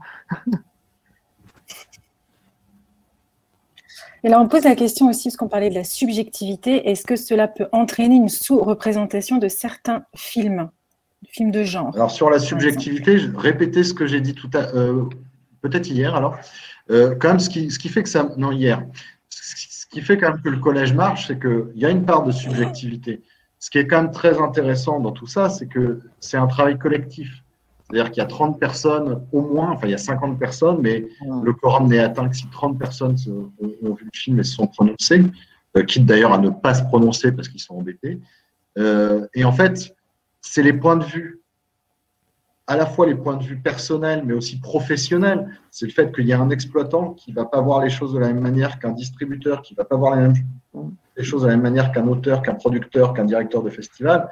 Et en fait, c'est cette appréciation collective qui donne quelque chose globalement d'objectif. Alors qu'il puisse y avoir quelques films qui suscitent des débats et des discussions passionnées, et d'ailleurs on le voit bien dans le chat, ben c'est tant mieux. Mais enfin, globalement, si vous prenez la liste des films recommandés à RSA dans une année entière, il n'y a pas tant de choses choquantes. C'est-à-dire que le résultat global donne quelque chose de quand même assez objectif. Alors c'est peut-être pas, c'est ce qu'on disait hier, c'est peut-être pas un système parfait, ça reste un système humain. N'empêche qu'à ce jour, on n'a pas trouvé mieux. Après, par rapport au film de genre, c'est vrai que ce qui est compliqué, c'est que la perception qu'on a des films, à savoir si c'est un produit ou un film d'auteur, si c'est un film commercial ou un film pas si commercial que ça, elle change dans le temps. C'est-à-dire qu'aujourd'hui, ça a un caractère d'évidence que Chromosome 3 de Cronenberg est un film RSA. Alors, il n'est pas recommandé parce qu'il ne l'a pas été à l'époque, par exemple. Voilà, je cite, là c'est pour faire plaisir à Pierre Nicolas, qui est l'exemple qui reprend souvent. Mais donc les films de genre aujourd'hui, quand on nous soumet Teddy ou La Nuée, effectivement, on y est attentif et enfin. Là, j'ai parlé pour moi. Le fait est que le collège, au sein du collège, il y a peut-être des gens qui sont pas très très sensibles à ce type de film, mais ces deux films sont recommandés. Donc, il y a quand même un certain nombre de films de genre. Dès lors qu'il a pu être perçu par un nombre suffisamment important de membres du collège qu'il y a un vrai travail, une vraie réflexion, une intégration peut-être du passé justement du film de genre, eh ben, au final, il y a des films de genre qui sont recommandés et qui passent ce test, j'ai envie de dire, et les salles qui vont les programmer seront gratifiées pour les avoir programmés, même si, pour le coup, on peut se dire aussi que ça va passer de façon très forte dans les salles qui ne sont pas des salles RSA. Donc, c'est pas simple. Hein. Et tu parles de Chromosome 3 qui n'avait pas été recommandé. Si aujourd'hui le film était bénéficié d'une reprise officielle et repassait par un vote, il serait recommandé aujourd'hui. Tout à fait. Enfin, on peut l'imaginer. On suppose, ouais. Et alors, il y a cette possibilité-là. Pour que tout le monde comprenne, donc Pierre Nicolas, vous le verrez lors du module de cet après-midi, puisque c'est la personne, le permanent aujourd'hui à l'AFCAE, qui s'occupe de la gestion de toute la procédure plateforme, qui a remplacé Anne, et donc qui s'occupe de la procédure de recommandation et de la plateforme. Voilà. Emmanuel faisait donc référence. Mais alors, après, est-ce qu'il y a certains types de films qui peuvent être oubliés, discriminés dans le processus actuel? Je pense pas vraiment, mais bon, je sais pas, Laurence, est-ce que tu as le sentiment qu'il y a des catégories de films qui soient dans leur entièreté finalement J'ai pas l'impression non plus. Enfin, en tout cas, moi, je les considère tout autant. Et non, j'ai pas l'impression. J'ai pas d'exemple récent qui me vient en tête de films. Enfin, en tout cas, de catégories de films comme ça qui soient systématiquement. C'est vrai qu'il n'y a pas beaucoup de films de science-fiction recommandés, par exemple. Mais je pense pas que ce soit juste une question de genre. C'est plutôt une question de mode de production et des films d'auteurs de science-fiction, il y en a très peu. En même temps, Blade Runner 2049 n'a pas été recommandé et la question a pu se poser, par exemple. C'est vrai qu'il y a des... mais on trouvera toujours des exemples. Ça, c'est peut-être un des 5 exemples de l'année 2018, par exemple, finalement. Voilà, et ça ne s'est pas joué à grand-chose. Hein. Et ça, c'est pas joué à grand chose. Et c'est pas parce que c'est un film de science-fiction. Je pense que ce qui a pu jouer à un moment, c'est peut-être plus son mode de production et le fait qu'il allait être programmé massivement partout et qu'effectivement, ça permettait pas de distinguer la spécificité du travail à essai d'une salle, ou moins que d'autres films en tout cas. Alors que malgré tout, c'est important que ce film existe dans les salles à essai. Et que c'est pas antinomique. C'est-à-dire qu'il y a un moment, il y a besoin aussi, pour renouveler le regard du public et renouveler les publics tout court d'ailleurs, que ce type de film ait une vraie place dans les salles à essai. Voilà. Et donc, est-ce qu'un distributeur qui fait appel de cette décision a de fortes chances d'obtenir le soutien, la recommandation? Dans le cas de Blade Runner 2049, il n'a pas fait appel, par exemple, au distributeur. Donc, il n'y a pas eu d'appel. Il y a pu avoir... Bon, on ne va pas rentrer dans des cas pas précis, voilà, mais il y a eu des cas d'appel et quand l'appel est argumenté, c'est plutôt à Anne parce que là je parle en tant que membre du collège, donc je connais que mon vote et que la façon dont j'ai pu recevoir l'argumentaire du distributeur, qui sont souvent des argumentaires très bien faits, de plusieurs pages, en nous expliquant pourquoi le film devrait être recommandé, comment il a été diffusé, quel travail a été fait avec. Après, le résultat des votes, je ne connais pas. Bon, il faut quand même dire que le comité d'experts, et aujourd'hui le comité d'experts, hier le conseil d'administration, c'est déjà, on tient compte du vote du collège.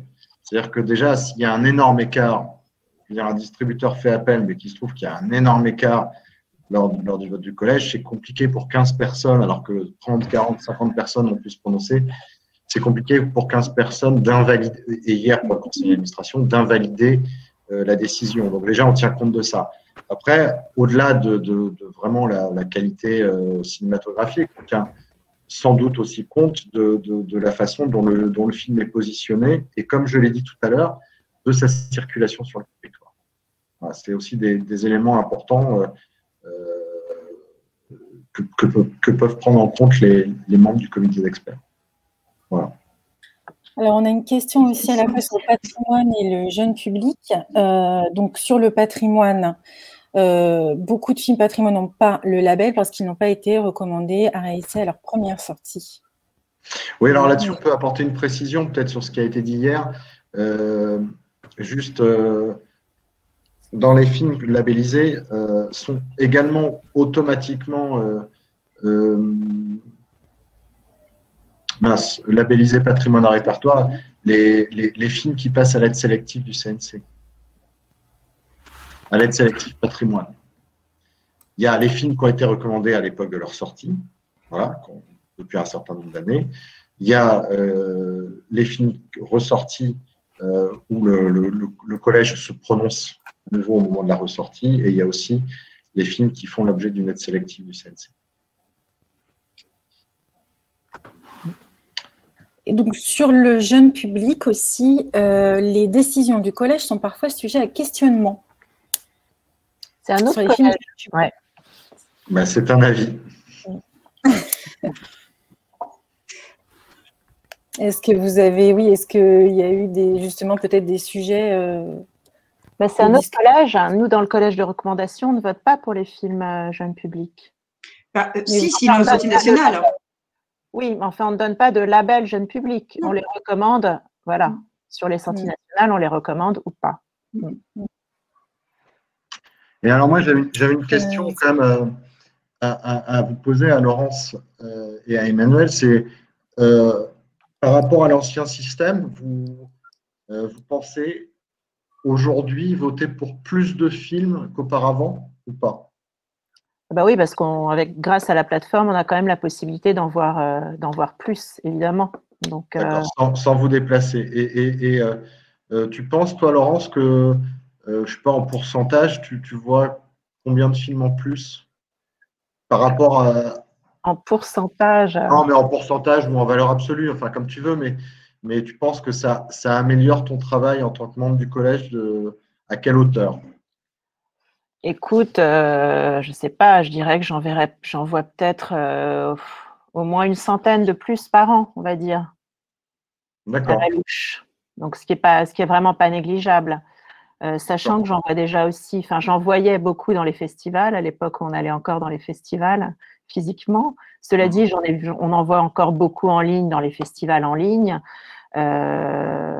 J'ai la chance d'être à Paris et d'avoir mon bureau pas loin des salles de projection de presse, donc je vais aussi pas mal en projection de presse. Donc c'est vrai que c'est une grosse charge de travail de voir tous ces films. Enfin, pour moi, c'est pas un travail, c'est un plaisir. Mais j'ai aussi conscience de l'importance de cette mission en fait du collège de recommandation et de ce que ça, de l'objectif principal de cette valorisation du travail des salles. Donc, pour moi, ça reste une mission que je prends très au sérieux.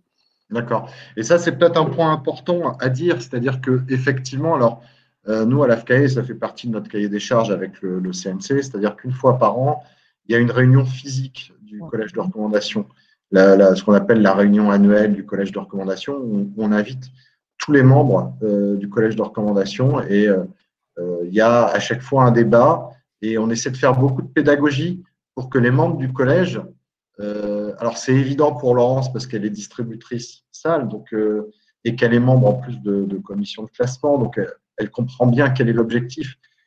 Pour des métiers qui sont un peu plus éloignés de la salle, c'est toujours bon de leur rappeler quel est l'objectif de la recommandation et de leur rappeler que ça n'est qu'un moyen pour atteindre l'objectif qui est le classement des salles. Et ça demande toujours beaucoup de pédagogie, de se souvenir pourquoi est-ce qu'on recommande des films. De comprendre quels sont les enjeux. Oui, quels sont les enjeux pour les salles, pour les distributeurs, etc. C'est vraiment quelque chose de très important et c'est vrai que parfois, par exemple, les critiques de cinéma, parce que ce n'est pas leur métier, ils n'ont pas forcément bien en tête ces enjeux-là. Donc, ça nous oblige toujours à vraiment faire ce travail de pédagogie pour rappeler quel est le rôle de la recommandation. Ce n'est pas la beauté du geste, la recommandation. Ça a quand même un rôle bien précis dans un dispositif d'intérêt général qui sert toutes les salles classées ARSM. Voilà, je pense que c'est quand même quelque chose d'important à dire. J'avais une autre question pour toi, Laurence, que je voulais poser aussi à Emmanuel, mais Emmanuel ne revient pas. Il s'est perdu dans les méandres de l'Internet. Comment? Parce que juste expliquer aux gens qu'autrefois, c'était il n'y a pas si longtemps, mais c'est vrai que quand il y avait une recommandation a posteriori, on avait quand même une tendance qui était c'était un peu moins cadré, c'est-à-dire que les sessions n'étaient pas toujours fermées, c'est-à-dire qu'on laissait les gens, qu'il y ait un plus grand nombre de votes, on laissait les gens voter plus longtemps. Voilà. Alors qu'aujourd'hui, on est passé quand même à quelque chose de beaucoup plus cadré, c'est-à-dire qu'effectivement, pour chaque session de vote, vous avez 15 jours pour voter. Et ça Si vous n'avez pas voté dans les 15 jours, eh ben, on ferme la session. Ouais. Ça, c'est plutôt une difficulté supplémentaire pour moi, hein, le fait que ce soit sur une période très courte, en effet, 15 jours de vote, on se rend compte, ah mince, trop tard. Bon, ça m'est arrivé plusieurs fois. Après, je comprends les impératifs techniques et la nécessité d'avoir à donner des réponses aux distributeurs et aux exploitants et voilà, que justement ce critère de recommandation préalable se fasse dans un temps donné imparti. Mais ça, c'est une contrainte assez forte, ouais, qui parfois limite un peu le vote. Oui, mais qui est aussi, c'est vrai que c'est embêtant pour nous aussi dans la gestion quotidienne, parce que en donnant une période très limitée pour voter, forcément, on a moins de votes, hein, on a moins de votants parce que la contrainte est très forte pour les membres du collège. En même temps, il faut rappeler une chose qu'on a dit tout à l'heure, tout au début, sur les objectifs de la réforme de 2017, c'est qu'aujourd'hui, la recommandation a un rôle qu'elle n'avait pas auparavant, c'est-à-dire qu'elle a un rôle de régulation directe, puisqu'elle permet de contrôler le respect des engagements de diffusion des distributeurs. Donc, ça oblige, à partir du moment où il y a un objectif de régulation très fort, ça oblige aussi d'avoir un cadre juridique assez strict et assez ferme pour justement que ça ne prête pas à discussion. Non, mais alors que ça pouvait être plus souple auparavant. Ça nous oblige à une anticipation, en fait, de voir les films bien en amont, de ne pas attendre le dernier moment, sinon on est débordé. Voilà, il faut être bien organisé. Ouais. Qu'est-ce que tu penses, Emmanuel ? Emmanuel, du coup, même question pour toi. Tu penses que dans le nouveau système, alors c'est un peu particulier parce que toi, ton métier, c'est vraiment beaucoup de voir des films. Et en plus, tu as été responsable du groupe Action de Promotion, ce qui a encore, je pense, accru le nombre de films que tu pouvais voir. Les films proposés à la c'est les mêmes, ça tombe bien, mais c'est les mêmes, mais pas forcément au même moment. C'est ça, la difficulté. Tu penses que dans le nouveau système avec la plateforme, par rapport à avant, tu vois plus de films pour la procédure de recommandation? Laurence estime qu'elle en voit 100 de plus, à peu près. Oui. Oui. Je suis d'accord. Ça a vraiment simplifié les choses et heureusement que ça vient en même temps que cette pression accrue sur la temporalité, parce que sinon, si on avait plus de pression pour se prononcer plus vite et qu'on n'avait pas ce moyen, on pourrait pas. Enfin, je pourrais pas. Ça permet quand même de résoudre en grande partie cette question. Et alors là, en tant que membre du comité d'experts, c'est encore plus fondamental parce que j'essaie de me fixer comme règle, par exemple, de forcément voir les films pour lesquels il y a appel et recours au comité d'experts. Ça semble être un peu une évidence et la plateforme permet ça. C'est-à-dire que s'il fallait, en plus, moi je ne suis pas basé à Paris. Alors, il ne faut pas oublier que même si beaucoup de choses se passent à Paris, il y a des professionnels du cinéma qui n'y sont pas. Et donc, la plateforme pallie aussi l'éloignement qu'on peut avoir de projection de presse. Il n'y a quasiment plus de projection de presse en région. Hein. Ça, c'est évident. Et il peut y avoir des visionnements d'associations territoriales, bien sûr, mais là encore, ce n'est pas forcément la même temporalité, quoi. Donc, la plateforme, c'était l'outil indispensable pour le passage à la recommandation a priori. Sinon, je ne vois pas comment ça aurait pu fonctionner. Et alors, question de Guillaume Bachy aussi, avec la masse de films qui va arriver, le collège sera-t-il en capacité d'assumer la charge de travail et de visionner tous les films qui vont arriver? En fait, il y a quand même une grande partie des films pour lesquels on a déjà voté, puisqu'ils ont été maintenus sur la plateforme avec leur date initiale, donc pendant la fermeture des salles. Donc, on a pu en voir un certain nombre et voter déjà. Donc, on s'est un peu avancé sur ce travail à venir, en réalité. J'aurais même tendance à dire que la charge de travail sera moins lourde dans les mois à venir parce que, en fait, on a maintenu, depuis un an, on a maintenu le travail du collège de recommandation qui continue à voter toutes les semaines pour des films. On vote pour des sorties au 10 mars. Hein. Ouais, on a voté pour des sorties au 10 mars. Donc, c'est un peu le paradoxe. Alors, effectivement, on a pris de l'avance d'une certaine façon parce qu'il y a beaucoup des films sur lesquels on a voté qui vont sortir. On peut se demander s'il n'y a pas certains films qui ne sortiront pas. D'ailleurs, parce qu'à un moment, les distributeurs sont peut-être amenés à simplifier, j'ai envie de dire, leur line-up. Hein. Enfin, c'est pas un joli mot, mais Je ne sais pas s'il y en a d'autres qui sont bien. Par contre, il est vrai qu'en tant que membre, ça, je m'exprime à titre personnel, là, c'est très difficile de se mobiliser à regarder des films dont on se demande s'ils sortiront pas dans 6 mois, 9 mois. Enfin, là, pour le coup, j'avoue que depuis le début de l'année, c'est plus difficile de se mobiliser à visionner des films parce que déjà, on est un peu assommé quand même de ce qu'on vit et se reprojeter comme ça dans des visionnements, c'est un peu plus compliqué. Mais bon, je ne sais pas si Laurence partage Oui, du coup, on a tendance à vraiment choisir les films qu'on a envie de voir. En fait. Voilà, il y a ça, et puis on dit, de toute façon, on a le temps, il est soumis puisque leur date va changer, quoi. Voilà, D'ailleurs, est-ce qu'ils seront resoumis? Non, les films qui sont recommandés, c'est fait. Ouais. Je précise juste que du coup, nous, on s'abstient, du coup, Pierre, Nicolas, s'abstient de, par contre, communiquer les résultats, puisqu'on ne sait pas encore si les films, quand ils ressortiront, donc quand les salles rouvriront à ce moment-là, et que les dates seront fixées, on pourra les communiquer. Oui, mais juste pour ceux qui n'étaient peut-être pas là au moment où ça a été dit, hein, juste pour rappel, la recommandation est virtuelle tant que le film n'a pas un visa d'exploitation et une sortie en salle effective en France.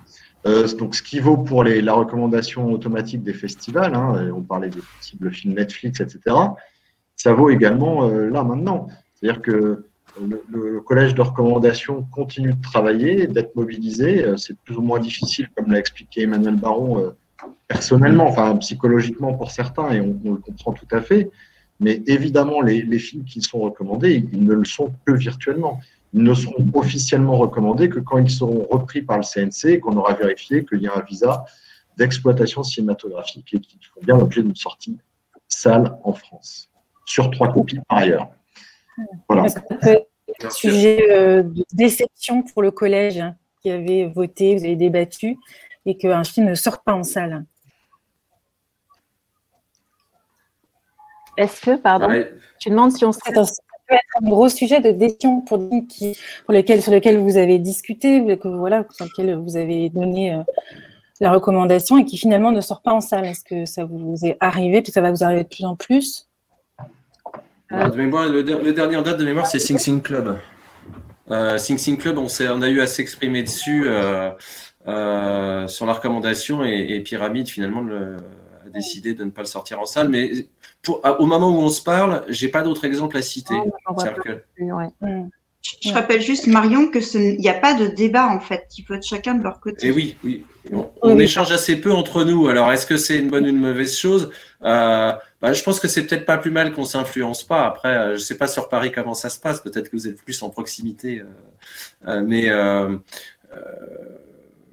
Oui, on échange assez. Enfin, j'ai le sentiment que… Franchement, on ne s'en parle pas. Chacun vote dans son coin. Il n'y a pas de discussion. Ce qui et puis, aussi, ouais. Puis il y a aussi peut-être à certains moments l'importance que notre vote reste un peu anonyme, c'est-à-dire que surtout comme en tant que distributrice par rapport aux collègues ou moi en tant qu'exploitant par rapport à des exploitants qui pourraient me reprocher de ne pas avoir recommandé tel film. Enfin, il y a une forme de, il y a une ça reste anonyme et par contre, je pense qu'on échange plutôt dès qu'on peut, entre membres du collège, quand on se reconnaît, sur la façon dont on aborde la question, les critères qu'on met en jeu. Et toi, comment tu fais quand tu as ce problème-là? Tu sais que le film va être programmé comme ça. Est-ce que ça… Voilà, c'est-à-dire qu'on peut avoir ces échanges-là, mais je ne pense pas qu'on l'ait beaucoup sur un film précis. Ça a pu m'arriver en 5 ans, je dirais, 3 fois. Oui, on échange plutôt. Notamment sur Burton. Sur les critères théoriques que sur des films en particulier, c'est vrai.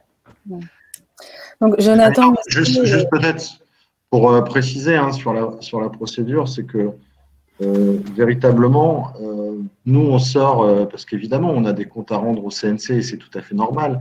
Donc, on sort des statistiques sur les votes, sur les membres, etc. Mais ces statistiques-là, on ne voit pas le vote par film de chaque membre. C'est-à-dire, c'est des statistiques globales où on sait que un membre a bien voté lors de cette session, qu'il a voté sur X film, etc. Alors après, si on voulait aller chercher la petite bête, on a, en tant qu'administrateur du site, on aurait le moyen d'aller voir les votes de chacun sur chaque film. Non, mais parce que c'est parfois un fantasme, mais dans les faits, c'est très compliqué à faire. Et évidemment, on ne le fait pas. C'est-à-dire que quand Emmanuel parle du caractère anonyme du vote, on n'est pas dans un contrôle de vérifier que les gens pour tel. Je dis ça parce que parfois, ça a donné lieu à des fantasmes ou à des discussions. Il y a même eu, à un moment donné, un avis d'une commission régionale pour des comptes sur justement des gens qui étaient à la fois membres de commissions de classement et membres de collège de recommandation. Je veux dire, une personne individuellement qui fait partie d'une commission de classement RSA et qui vote aussi dans un collège de recommandation de manière totalement anonyme n'a évidemment aucun poids sur le possible classement de telle ou telle salle. C'est quand même important de l'avoir en tête et de l'avoir à l'esprit. Alors, du coup, est-ce qu'on peut répondre à la question de Jonathan Musset, donc de Waynapi, puisqu'effectivement, cette question, il l'a posée plusieurs fois sur les films fragiles agréés non recommandés. Dans le quota de subvention des salles à essai, quand un film français fragile agréé sort en salle, pourquoi pénaliser les exploitants qui décident de le programmer pour la diversité française? Il y a deux réponses. Enfin, les réponses, elles ont déjà été données, Marion, hein, mais c'est que tous les films qui sortent en France sont soumis au vote, qu'ils soient agréés ou qu'ils ne soient pas agréés. Voilà. Donc, ils sont soumis au vote du collège de recommandation, qui les apprécie collectivement. Alors, il estime peut-être qu'il n'y en a pas assez qui sont recommandés, mais enfin, quand on voit les statistiques qu'on a montrées tout à l'heure et le nombre de films recommandés à moins de 50 000 entrées, moins de 20 000 entrées, moins de 10 000 entrées, moins de 5 000 entrées, dans la réalité, il y en a un certain nombre qui sont recommandés. Et pour aller même plus loin, j'aurais tendance à vous dire qu'avec la plateforme qui permet justement de mettre beaucoup plus facilement à disposition les films pour les membres du collège et pour les adhérents, j'aurais tendance à vous dire qu'il faudrait faire des statistiques plus précises, mais quand on voit qu'il y a une vraie augmentation du nombre de films recommandés, c'est sur ces films-là. Très majoritairement, c'est des films dont on parle. Parce que justement, les membres du collège ont beaucoup plus les moyens de les voir qu'auparavant. Donc, j'aurais plutôt tendance à dire que depuis 2017, c'est exactement le contraire. C'est-à-dire qu'il y a de plus en plus de tout petits films qui sont recommandés à RSA et qui sont notamment des films non agréés. Voilà. Sous une réserve, qui est la réserve que j'ai dite à plusieurs reprises, c'est qu'il faut que ces films circulent sur le territoire. La recommandation a quand même vocation à permettre le classement de 1200 salles.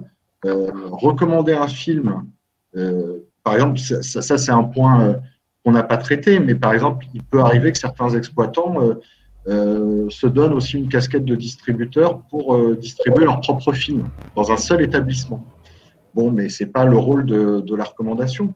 La recommandation, elle a vocation à apprécier des films qui vont circuler dans un certain nombre d'établissements. Donc, si un film sort sur moins de 3 copies en national, d'office, il n'est pas recommandé, sauf au distributeur à démontrer qu'il a fait un travail dans la durée et que le film a circulé sur un certain nombre d'établissements.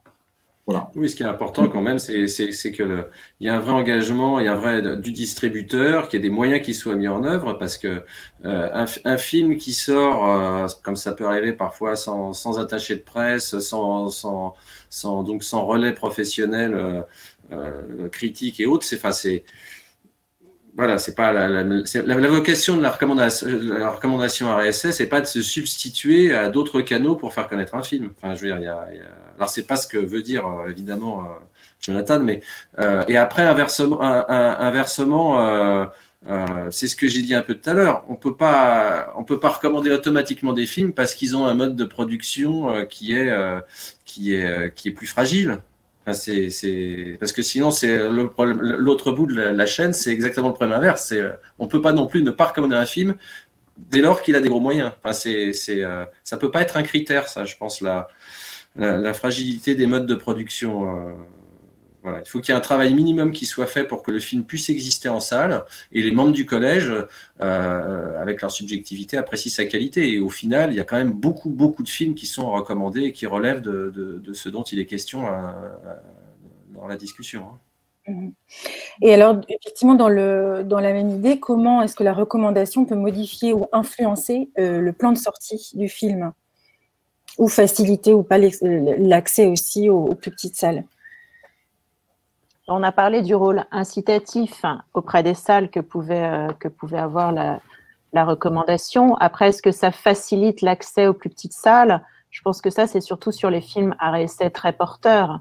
Parce que sur des films dont le plan de diffusion est plus modeste, ça ne va pas accélérer. Je ne pense pas que ça accélère l'accès à des salles rurales très petites, en tout cas sur la sortie nationale. Après, qu'elle l'est rapidement aujourd'hui, certainement, mais c'est pas dû à la recommandation, c'est dû au numérique et voilà, une facilitation générale Et puis, il y a le travail. Pour les petites salles, ça a assez peu d'influence. Et l'influence qui peut y avoir sur l'accès aux films des petites salles, c'est plus le travail de la DRC que la recommandation des films, j'ai envie de dire. C'est-à-dire que après, ça peut jouer sur des tailles de ville plus importantes pour des films à réessai porteurs. Oui, c'est ce que il y a. Et à l'autre bout du spectre, ça peut aussi avoir. Il y a eu quelques cas, pas beaucoup, mais il y en a quand même au moins un qui est à l'esprit de tout le monde. Le fait qu'un film soit recommandé a vraiment pu servir d'argument lors de médiation pour l'accès à ce film sur des salles des grandes villes. Donc ça peut quand même avoir une influence sur le plan de sortie des salles de la recommandation, mais ça reste aujourd'hui des cas assez limités. Enfin, Renaud, tu nous entends, Renaud? Oui, je bois tes paroles, Emmanuel. Non, mais j'aimerais que tu les complètes.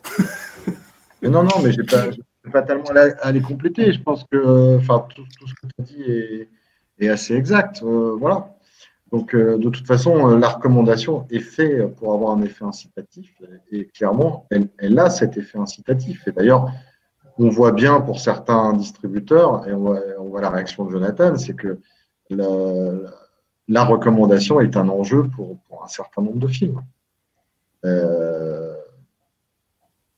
Voilà. Mais ça n'empêche pas que je ne partage pas du tout son point de vue et son analyse, parce que je pense qu'au contraire, il y a de plus en plus de petits films, entre guillemets, qui sont recommandés. Voilà. Mais on vous fera des statistiques sur ce point-là. Après, il y a effectivement, juste peut-être ce point-là, on l'a dit hier, mais de bien rappeler qu'il y a la recommandation d'une part, qui est une mission d'intérêt général de service public qui nous est déléguée par le CNC. Voilà, et après, il faut ne jamais confondre les films recommandés par le collège de recommandation et les films soutenus par l'AFCAE. Où là, dans les films soutenus par l'AFCAE, on est sur une action culturelle et associative qui relève pour laquelle on est financé parce qu'on reçoit une aide du CNC, parce qu'on la demande. Le CNC considère que là aussi, ça permet de promouvoir un certain nombre de films, mais l'action de soutien est une action associative et culturelle qui n'a rien à voir avec la recommandation. Il faut faire bien attention parce que même dans les mailings parfois de distributeurs, il y a une confusion entre la recommandation et le soutien.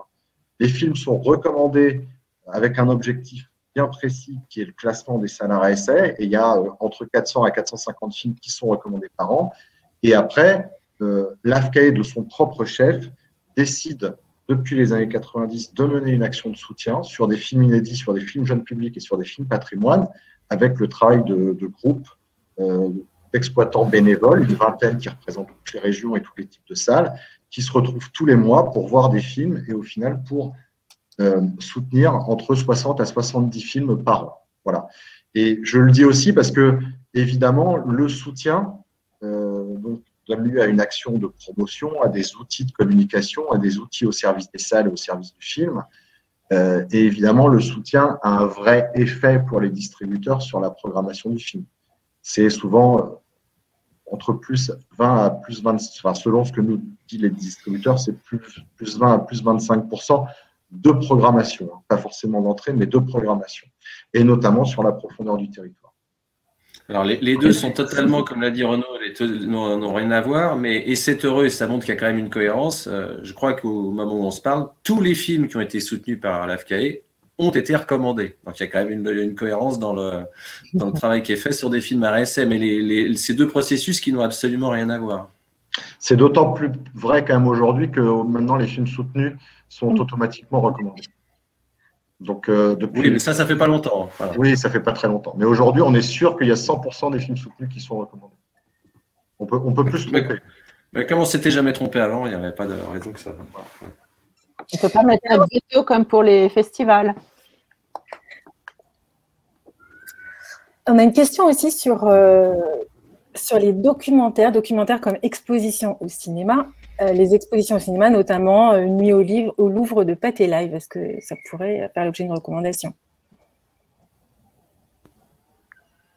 C'est pas parce qu'un film, parce qu'un produit audiovisuel, on va dire, je ne sais pas comment le dire, a une visée culturelle ou d'éducation pédagogique, qu'il est nécessairement un film recommandé à RSA non plus. Enfin, voilà. Ces films-là ne sont pas soumis au collège, me semble-t-il. Donc, déjà, j'ai pas souvenir d'avoir eu à m'exprimer dessus. Non, c'est des one-shots. C'est des one-shots qui n'ont pas vraiment forcément de date de sortie, qui ont une durée de vie parfois très courte dans l'exploitation en salle. Un visa particulier aussi. Ils ne sont pas considérés comme des films de cinéma pour le CNC. Voilà, donc on n'a pas eu assez. J'ai pas souvenir d'avoir eu à m'exprimer sur ce type de. Non, mais la réponse, c'est Laurence qui vient de la donner. Ils n'ont pas de visa d'exploitation cinématographique en bonne et due forme, donc ils ne rentrent pas dans les critères. Voilà, ils rentrent pas dans les critères de la recommandation. Pour mémoire, la recommandation, on l'a dit hier, notamment par rapport au court-métrage, la recommandation ne porte que sur les films de long-métrage et éventuellement sur les programmes de court-métrage qui ont une durée équivalente à un film de long-métrage. Et des visas, effectivement, un visa fixe et non pas, je ne sais pas comment on peut dire fixe, mais non pas temporaire. Après, sur les documentaires, puisque là, il y avait la question en même temps, au-delà des documentaires du type qu'on vient d'évoquer, on remarque quand même une explosion du nombre de documentaires qui sont soumis à la recommandation ces dernières années. Je trouve qu'on a de plus en plus à s'exprimer sur des films documentaires. Oui. Donc, dont je dirais la qualité, la spécificité qui justifie que ce soit des films diffusés en salle est très variable, on va dire. Oui, c'est le moins qu'on puisse dire. Et peut-être avant de se quitter, comment se passe le renouvellement de la commission? Comment sont choisis ou comment est-ce qu'on peut intégrer cette commission? Collège, pardon. Alors, très simplement, elle est renouvelée à 10-20% tous les ans. C'est en tout cas le principe. Avant la réforme, quand il y avait 100 membres, en gros, il y avait 15 à 20 personnes qui étaient renouvelées chaque année. Et c'est un travail qu'on fait en concertation avec le CNC. Souvent, on fait des propositions. D'ailleurs, le CNC en fait aussi. On se retrouve autour d'une table et on regarde en essayant de bien respecter tous les équilibres. Voilà. Alors, c'est vrai que, la crise sanitaire, déjà, il y a eu le temps de la réforme. La mise en place a demandé du temps. C'était compliqué de procéder au renouvellement et puis donc on y a procédé au compte-gouttes parce que parfois il y a quelques membres qui ont démissionné, non, parce qu'en fait c'était très lourd pour eux ou pour elles, donc voilà, il y a des membres qui nous ont dit c'était très bien, je l'ai fait pendant 6 mois, 1 an, etc., mais là c'est trop lourd. Donc on a déjà dû procéder à quelques petits renouvellements et c'est vrai qu'avec la crise sanitaire c'est un peu… le CNC avait beaucoup d'autres choses à faire, donc là, il va falloir qu'on fasse un peu une mise à jour qu'on n'a pas fait depuis une bonne année et demie. Mais l'idée est de remplacer chaque année environ 10%. Et on essaie toujours on regarde pour le coup les votes, c'est-à-dire qu'on essaie toujours de laisser au maximum les gens qui votent beaucoup, qui votent sur beaucoup de films, qui font un gros travail et de remplacer souvent les personnes qui ont plus de difficultés à mener ce travail, qui, encore une fois, je le répète, hein, il n'y a aucun jugement de ma part, c'est vraiment une charge bénévole très, très lourde à mener. Voilà. Et l'exercice est aujourd'hui très, très compliqué avec la question notamment de la parité. Parce qu'en fait, il y a beaucoup de contraintes et d'équilibre à conserver. Et donc, on y arrive, mais on s'arrache un peu les cheveux avec le CNC pour y arriver. Mais comme beaucoup d'autres commissions, ce n'est pas propre à ce collège-là. Très bien. Est-ce que il y a encore d'autres questions? Après, on a encore beaucoup de sessions pour répondre à toutes ces questions. Est-ce que vous voulez ajouter d'autres choses avant les midis, avant qu'on se quitte? Non, remercier. On a énormément de participants encore ce matin. Comme hier après-midi, on est près de 300. C'est super. On est très, très heureux d'avoir autant de gens qui suivent ces moments-là. Et remercier très fort, évidemment, Laurence et Emmanuel pour le temps qu'ils nous ont accordé. Toujours intéressant d'échanger. Voilà. Avec plaisir. Et si on veut que les gens soient à l'heure à 14h, parce que rappelons qu'à 14h, on a la 4e session sur les actions, le rôle politique et les actions de l'AFCAE. Si on veut être à l'heure et avoir le temps de déjeuner, toutes et tous, il faut qu'on s'arrête, Marion. Absolument. Et cet après-midi, on aura le plaisir de rencontrer toute l'équipe de l'AFCAE. Toute l'équipe de l'AFCAE, effectivement, et de retrouver le président de l'AFCAE aussi, qui sera avec nous. Garde en otage, j'ai bien compris. Merci beaucoup. Alors, merci à tous et on se retrouve à 14h. À tout à l'heure. Bon appétit à tous. Merci.